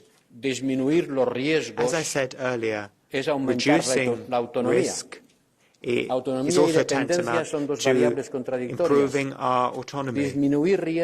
So risk and autonomy are in contradiction to each other. So if we reduce our risk, we can become more strategically autonomous. There are political and economic risks. Alliances are unstable and deserve that name if they are balanced. If they are unbalanced, then they're not true alliances. They're another kind of relationship. We, as Europeans, need to be strong, so that our transatlantic partnership can be stronger. We also need to talk about economic security. But economic security is also closely linked to security. I say economic security, but it boils down to security. An integral part, and it's an integral part of external affairs. I'm glad that the Commission wants to work on this and work in this area, but it cannot do this alone. It depends on the Member States too, namely the Council. And we're going to prevent further cacophony. We are going to work together. We're going to have an economic security framework and a security framework. Let's not focus on the adjective, but on the noun. We have to come up with a new way to tackle security issues. And here, the Parliament needs to play a key role, because we're talking about a highly political matter, a matter that affects our democracy and Europe's place in the world. Thank you very much. Thank you very much. That concludes the debate, and we'll resume shortly with the vote.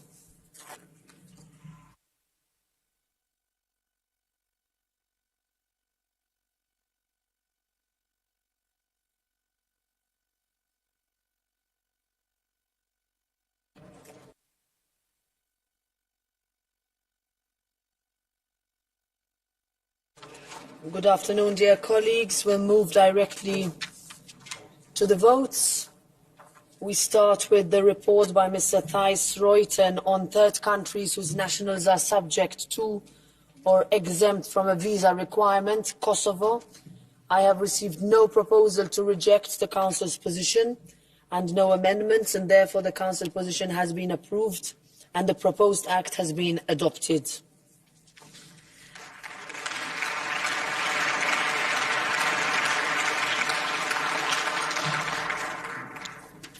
Next is the report by Mr. Ivan Stefanets on machinery products. I will give the floor to the rapporteur, Mr. Stefanets, for 2 minutes. Thank you very much, Madam Chair. This regulation is very important because it simplifies the current situation. Also, first of all, it reflects the situation on the market, it reflects the consumer needs, but also the potential needs from small and medium entrepreneurs, which is very, very critical.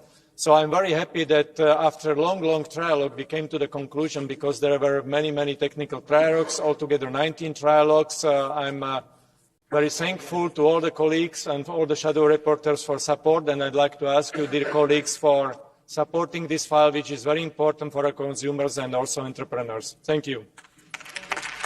Thank you very much, Mr. Stefanets. We move to a vote by roll call on the Provisional Agreement, Amendment 180. The vote is open.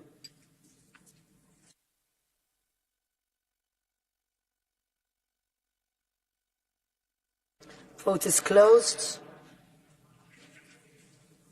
And it is broadly adopted. The first reading of Parliament is closed. Congratulations. We move to the report by Mr. Peter Liese on the revision of the EU emissions trading system. We have a proposal to reject the Commission proposal, Amendment 682, by roll call. The vote is open.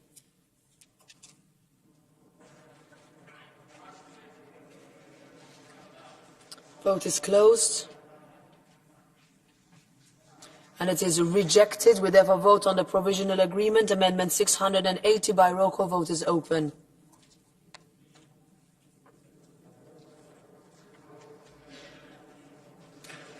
Vote is closed. And it is adopted. Amendment 681. Who is in favour? Who's against? Who abstains? Adopted. And thereby the first reading of Parliament is closed. Congratulations.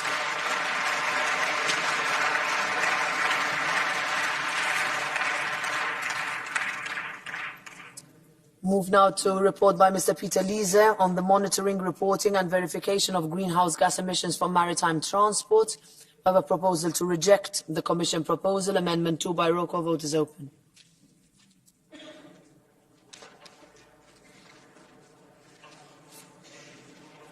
Vote is closed. And it is rejected. We vote on the provisional agreement. Amendment 1 by roll call. Vote is open.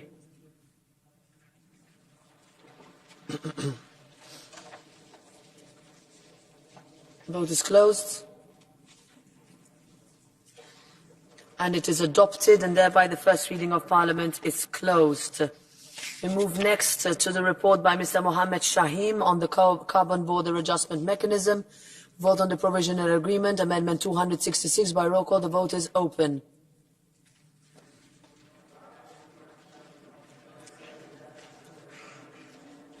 Vote is closed. And it is adopted, and thereby the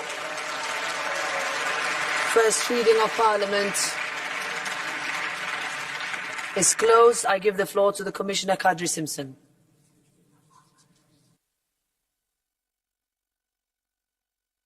Dear President, honourable members of the Parliament, the Commission records that the final agreement reached by the co-legislators on the establishment of the Carbon Border Adjustment Mechanism has evolved significantly in terms of the human resources required for its implementation within the Commission compared to the legislative financial statement which accompanied the original proposal, which was based on a decentralised model of implementation.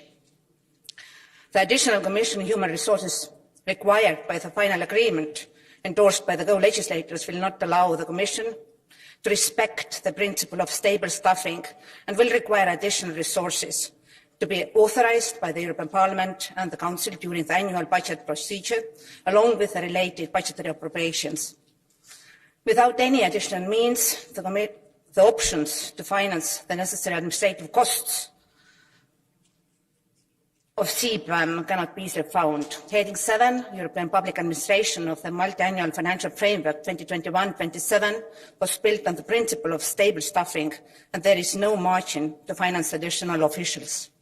The margin in Heading 3, Natural Resources and Environment, may in principle accommodate IT-related expenditure, subject to its limits.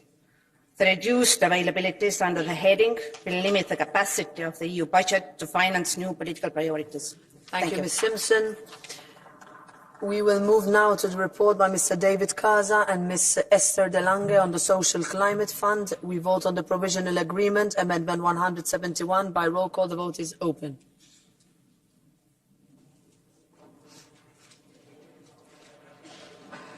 Vote is closed. And it is adopted. Amendment 172. Who's in favour? Who's against? Who abstains? And it is carried. Thereby the first reading of Parliament is closed. Congratulations to the rapporteurs.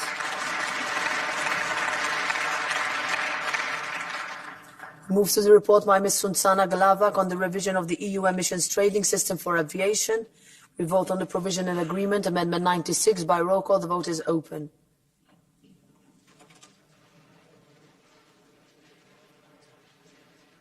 Vote is closed. It is adopted. Amendment 97. Who's in favour? Who's against? Abstains? Adopted. And thereby the first reading of Parliament is closed. And I give the floor to Mr. Peter Liese. Thank you, President. Dear colleagues, we have now agreed on the cornerstone of the Fit for 55. Like Esther de Lange said, the Holy Trinity, ETS, CBAM and the Social Climate Fund. This is good for the climate, it's good for people, and it's good for our jobs in industry. One point only I wanted to make. Many people say the Social Climate Fund is so small. It is big. It is more than 80 billion. But what we achieved, and this was something where the Parliament fought for many, many years, also the member states' money, the national revenues, and all in all, it may be about 700 billion euros, should be spent on purpose. They should not disappear somewhere. They should be spent for innovation. And from the ETS 2, we also have made clear they should be spent taking social aspects into account. This is important, not only the Social Climate Fund, so it's an overall package. Thank you to everybody who helped, to Esther, David Casa, Suchana Glavak. A special greeting to Mohammed Shaim, because it's his birthday today, and thank you to our staff.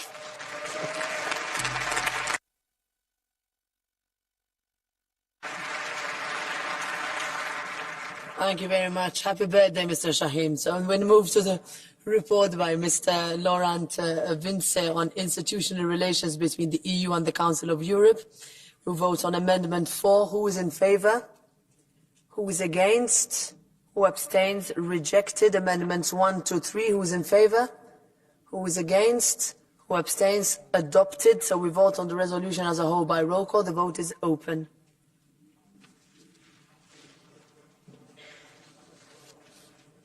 Vote is closed. And it is adopted. Congratulations to the rapporteur. We move to the report by Mr. Alexander Benhuber on sustainable carbon cycles. Paragraph 8 in 2 parts. First part, who's in favour? Who's against? Who abstains? Adopted. Second part, who's in favour? Who's against? Who abstains? We check this. I open the vote.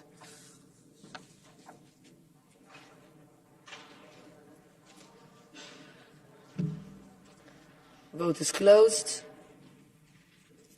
And it is adopted. Paragraph 3 in 2 parts. First part, who's in favour? Who's against? Who abstains? It is not clear again. We check it. I open the vote.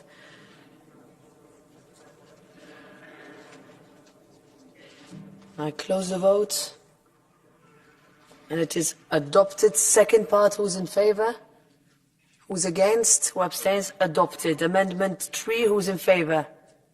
Who's against? Who abstains? Rejected. Paragraph 10 in 2 parts. First part, who's in favour? Who's against?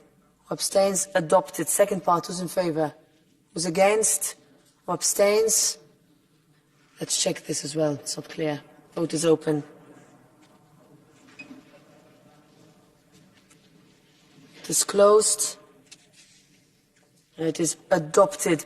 Paragraph 12 in 2 parts. First part, who's in favour? Who's against? Abstains? Adopted. Second part, who's in favour? Who's against? Abstains? Adopted. Amendment 4 by roll call. Vote is open.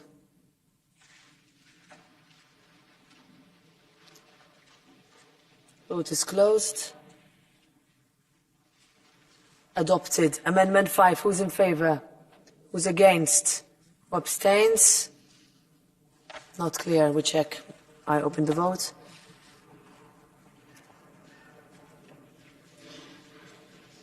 It is closed. And it is rejected. Paragraph 21 in 2 parts. Who's in favour?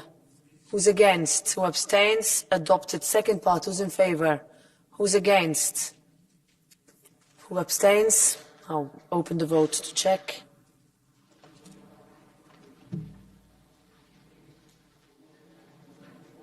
Vote is closed.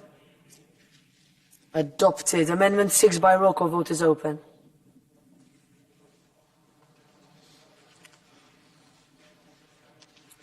Vote is closed. It is rejected. Amendment 7 by roll call. Vote is open.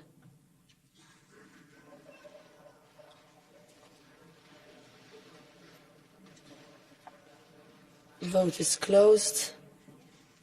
And it is rejected. We therefore vote on the original text in 2 parts. First part, who's in favour? Who's against? Who abstains? We have to check this too. It's too close. Open the vote. Vote is closed. And it is adopted. Second part, who's in favor? Who's against? Who abstains? Adopted. Paragraph 39 in two parts. First part, who's in favor? Who's against? Who abstains? Adopted. Second part, who's in favor? Who's against? Who abstains? Check. Voted. We open the vote.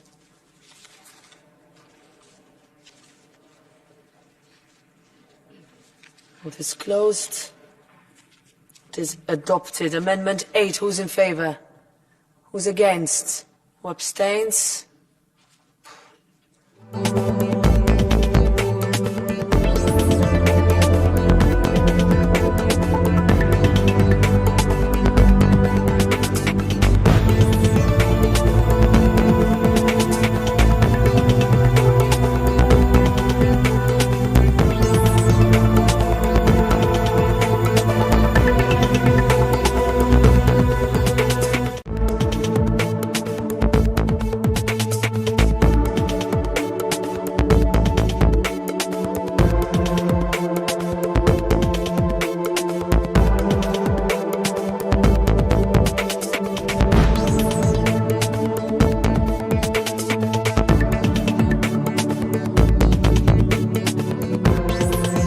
On de-risking some important and sensitive parts of our relationship.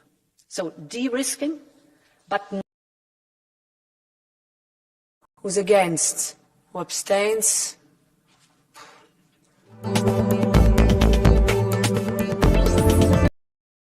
Clearly a need for Europe to work on de-risking some important and sensitive parts of our relationship. So de-risking, but not decoupling. Much has been said about this since I set out the principles of this de-risking strategy, and even more has been said since the last trip. In many ways, that reaction is good because Europe needs to have this discussion. And so I want first and foremost thank the Parliament for putting this debate on today. It's urgent and it's good that we have this debate. Most importantly, I say this because this relationship is too important for us not to define our own European strategy and principles for engagement with China. I believe we can and we must carve out our own distinct European approach that also leaves space for us to cooperate with other partners too. And the starting point for this is the need to have a shared and very clear-eyed picture of the risks and the opportunities in our engagement with China. And this means acknowledging, as well as clearly saying, that the Chinese Communist Party's actions have now caught up with its stated ambitions and the hardening of China's overall strategic posture over the last years. For example, the shows of military force in the South China Sea, in the East China Sea, and at the border with India directly affect our partners and their legitimate interests. Or on the issue of Taiwan, the EU's One China policy is long-standing. We have consistently called for peace and stability in the Taiwan Strait, and we stand strongly against any unilateral change of the status quo, in particular by the use of force.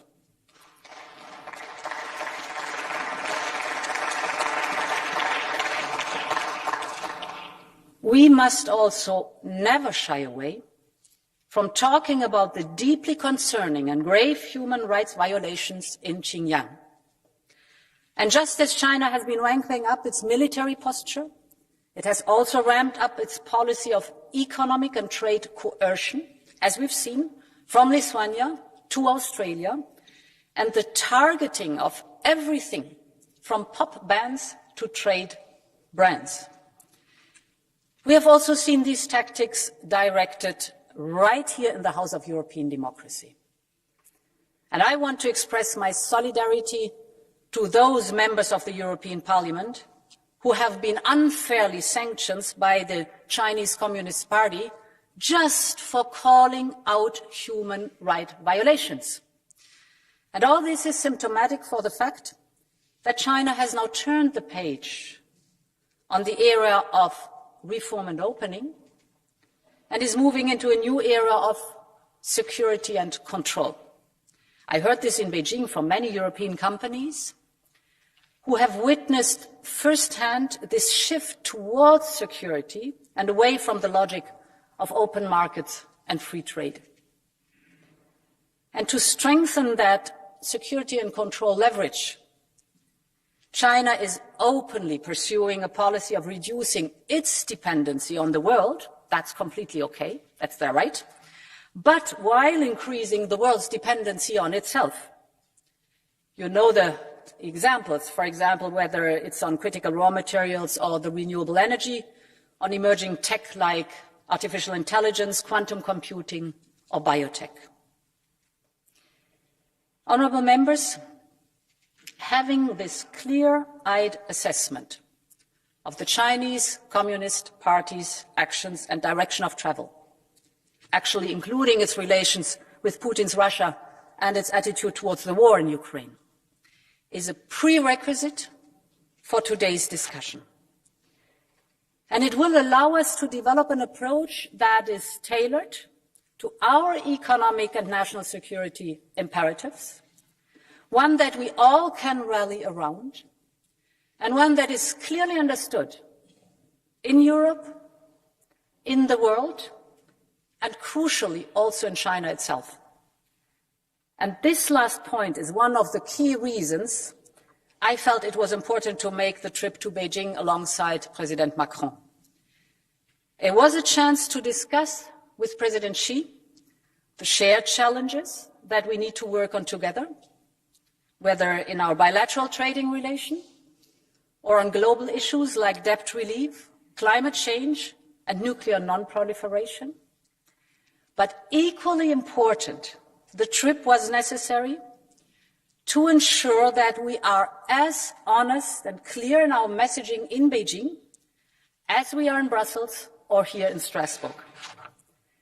This is a core part of our efforts to de-risk through diplomacy, by reducing the space for misunderstanding and miscommunication, regardless of how difficult the conversations may be.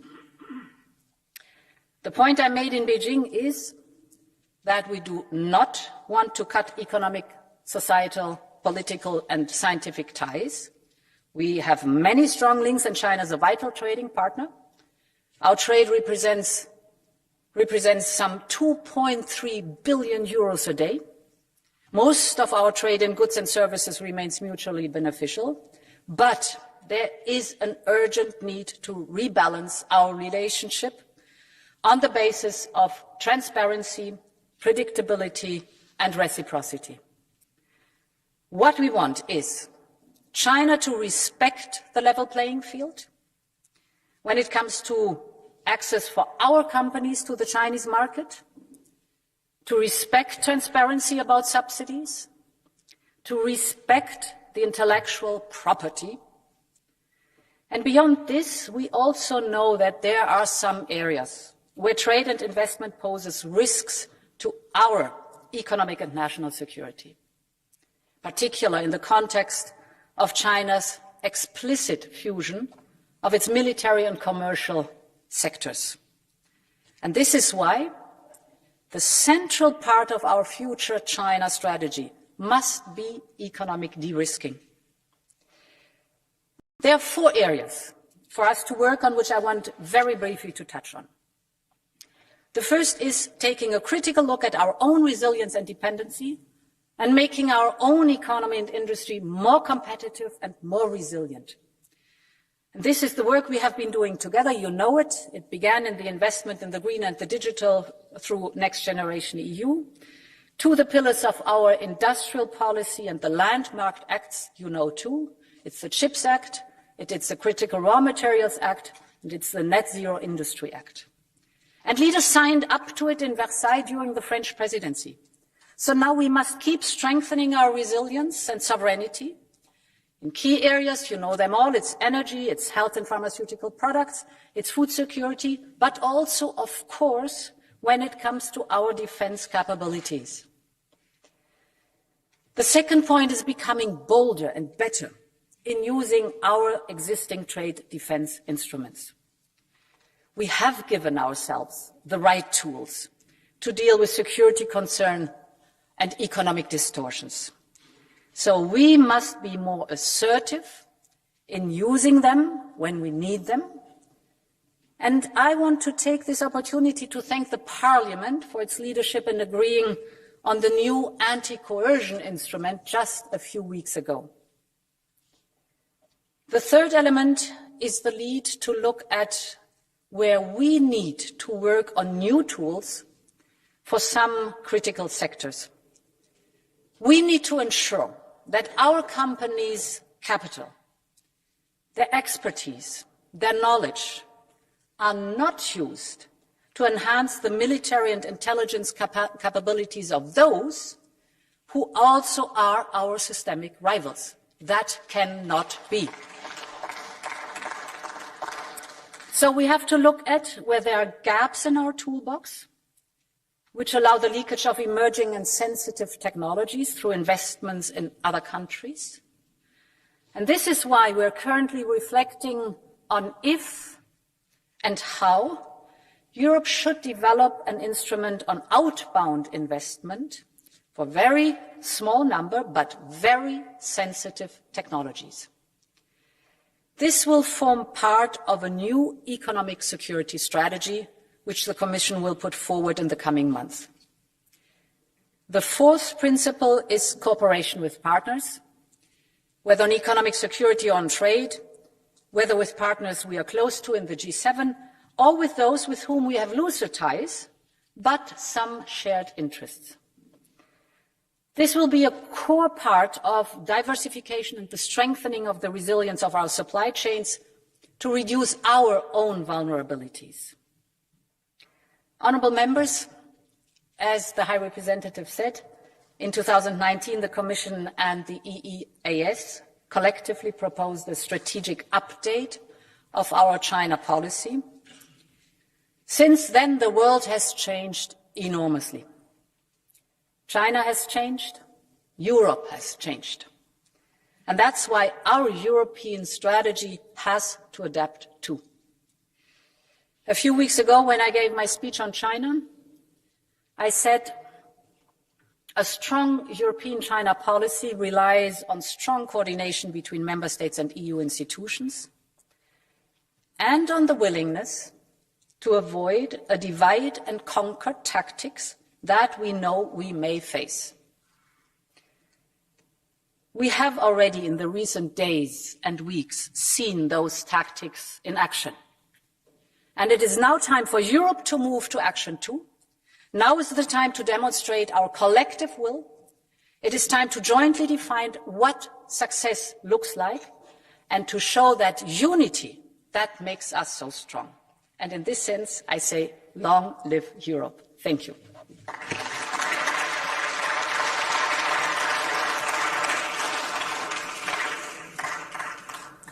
Vielen Dank, Frau Kommissionspräsidentin von der Leyen. Es spricht nun Herr Kollege Weber. President von der Leyen. Now, Mr. Weber, please. Herr Präsident, sehr geehrte Frau Kommissionspräsidentin, hohe Beauftragte, Frau Ministerin!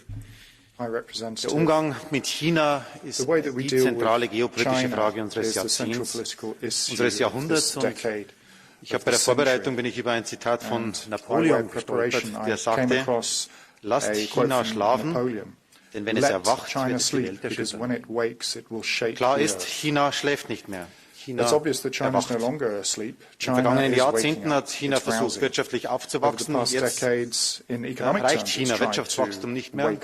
Es geht um politischen Einfluss. China vermittelt einen massiven Machtanspruch. Die Welt soll chinesisch werden. Es ist gut deshalb, dass wir heute dieses Thema so prominent diskutieren. Ich möchte vor allem unserer Kommissionspräsidentin danken. Ursula von der Leyen hat ihre Kernbotschaften klar und eindeutig formuliert. Erstens Respekt gegenüber China als wichtigem Land der Welt. Zweitens Partnerschaft, dort wo es im beiderseitigen Interesse ist. Drittens, gemeinsamen Stopp von Putin an dieser Frage testen wir China. Das vierte ist die starke Partnerschaft mit unseren amerikanischen Partnern. China gemeinsam zu beantworten, unsere Werte zu verteidigen mit den USA. Deshalb danke an Ursula von der Leyen. Aus EVP-Sicht ist das EVP.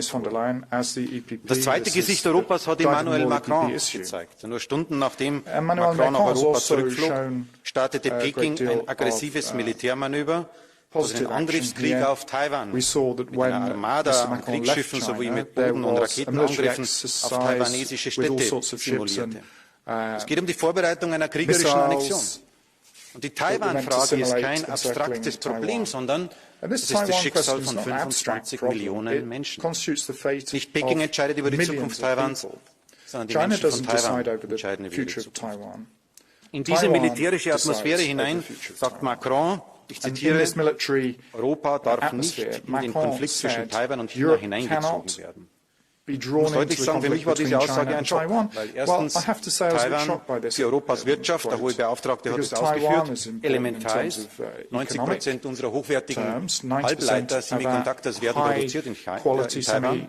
Und Taiwan steht in dieser Region für Freiheit und Demokratie. Wer Taiwan angreift, will ein demokratisches Gemeinwesen zerstören. So wie das in Hongkong bereits vorgeführt wird. Es ist deshalb naiv zu sagen, Taiwan sei nicht unsere Angelegenheit. Natürlich muss Europa eigenständig handeln. Natürlich muss Europa selbstbewusst den Weg gehen. Natürlich brauchen wir nicht ungeprüft alles übernehmen, was Washington vorschlägt. Steht doch außer Frage. Aber in der Taiwan-Frage geht es um handfeste Wirtschaftsinteressen und es geht um unsere Werte. Wer hier nicht klar ist, verrät europäische Interessen und europäische Werte. Vielleicht sollte sich der französische Präsident auch die Frage stellen, wer ihm in den letzten Tagen applaudiert hat. Es war Putin, es war Le Pen, es war Mélenchon, es war Podemos, es war die AfD. Sie haben sich positiv geäußert zu den Aussagen und der Rest der westlichen Welt war zumindest still. Die Populisten wollte Macron bekämpfen und ich bin überzeugt, dass Emmanuel Macron ein überzeugter Europäer ist, dem die Einheit Europas am Herzen liegt und für das er brennt. Aber man muss festhalten, er hat mit seiner Äußerung leider Gottes das Gegenteil gezeigt. Die Einheit Europas wurde massiv beschädigt. Macron sagt, versagt Taiwan die notwendige Unterstützung und beschädigt das transatlantische Vertrauen. Bundeskanzler Scholz verkauft den Hamburger Hafen oder Teile davon an chinesische Staatsfirmen. Ich verstehe, wenn ich das sehe, dass viele Staaten in der Europäischen Union eher den Schutz in Washington suchen und nicht so stark in Paris oder Berlin, wenn es um große Fragen geht. Die Einheit Europas wurde damit kein Vorschub geleistet. Man sollte nicht überrascht sein, wenn jetzt Washingtoner Politiker die Frage stellen, ob nicht auch die Ukraine eigentlich ein europäisches Problem sei. Warum amerikanische Steuerzahler so viel tun, um die Ukraine und die Demokratie und die Freiheit zu verteidigen. Wir als EVP sind der Meinung, es ist unsere transatlantische Aufgabe, für Freiheit und Demokratie einzutreten. Eine enge Entwicklung mit Washington ist notwendig. Die gemeinsame Reise letzte Woche hat leider Gottes der Welt die Zerstrittenheit Europas vorgeführt. Ursula von der Leyen für europäische Werte und transatlantische Kooperation. Macron vor dem Hintergrund des russischen Säbelrasselns zerstört europäische Einheit und beschädigt die transatlantische Kooperation. Und deshalb ist meine Bitte, beim nächsten EU-Gipfel brauchen wir Klarheit der Staats- und Regierungschefs. Endlich einen kohärenten Plan aller Staaten der Europäischen Union. Erstens einen transatlantischen Schulterschluss. Zweitens eine Handelsunion der Demokratien. Mercosur muss jetzt endlich abgeschlossen werden, um die Partnerschaft mit Südamerika verbindlich zu gestalten. Drittens, europäische Technologieführerschaft und Innovationssouveränität, vor allem bei der kritischen Infrastruktur. Viertens, einen europäischen Verteidigungspfeiler, der die NATO ergänzt. Wir sind heute nackt in einer Welt von Stürmen, deshalb muss Europa endlich militärisch stark werden. Und fünftens und letztens, die Gründerväter der Europäischen Union haben mit der Montanunion begonnen, mit der Zusammenarbeit bei Stahl und Kohle. Deshalb sollten wir als Generation heute diese Idee von Menschen, nämlich eine Ressourcen- und Energieunion für Europa aufzubauen und unabhängig zu sein. Wir wissen eigentlich, was zu tun ist. Die Staats- und Regierungschefs brauchen endlich den Mut zu handeln. Schluss mit Naivität, ja zur transatlantischen Kooperation. on transatlantic cooperation. Let's stop all of these ego trips of our heads of state and government, and let's say yes to a common defence of the European way of life. Thank you. Vielen Dank, Herr Kollege Weber. Thank you, Mr. Weber. Kollegin García Pérez. We now have Mrs. García Pérez, please. Gracias, presidente. La humanidad se enfrenta a retos globales de una magnitud sin precedentes, con la energía climática, con la pandemia, la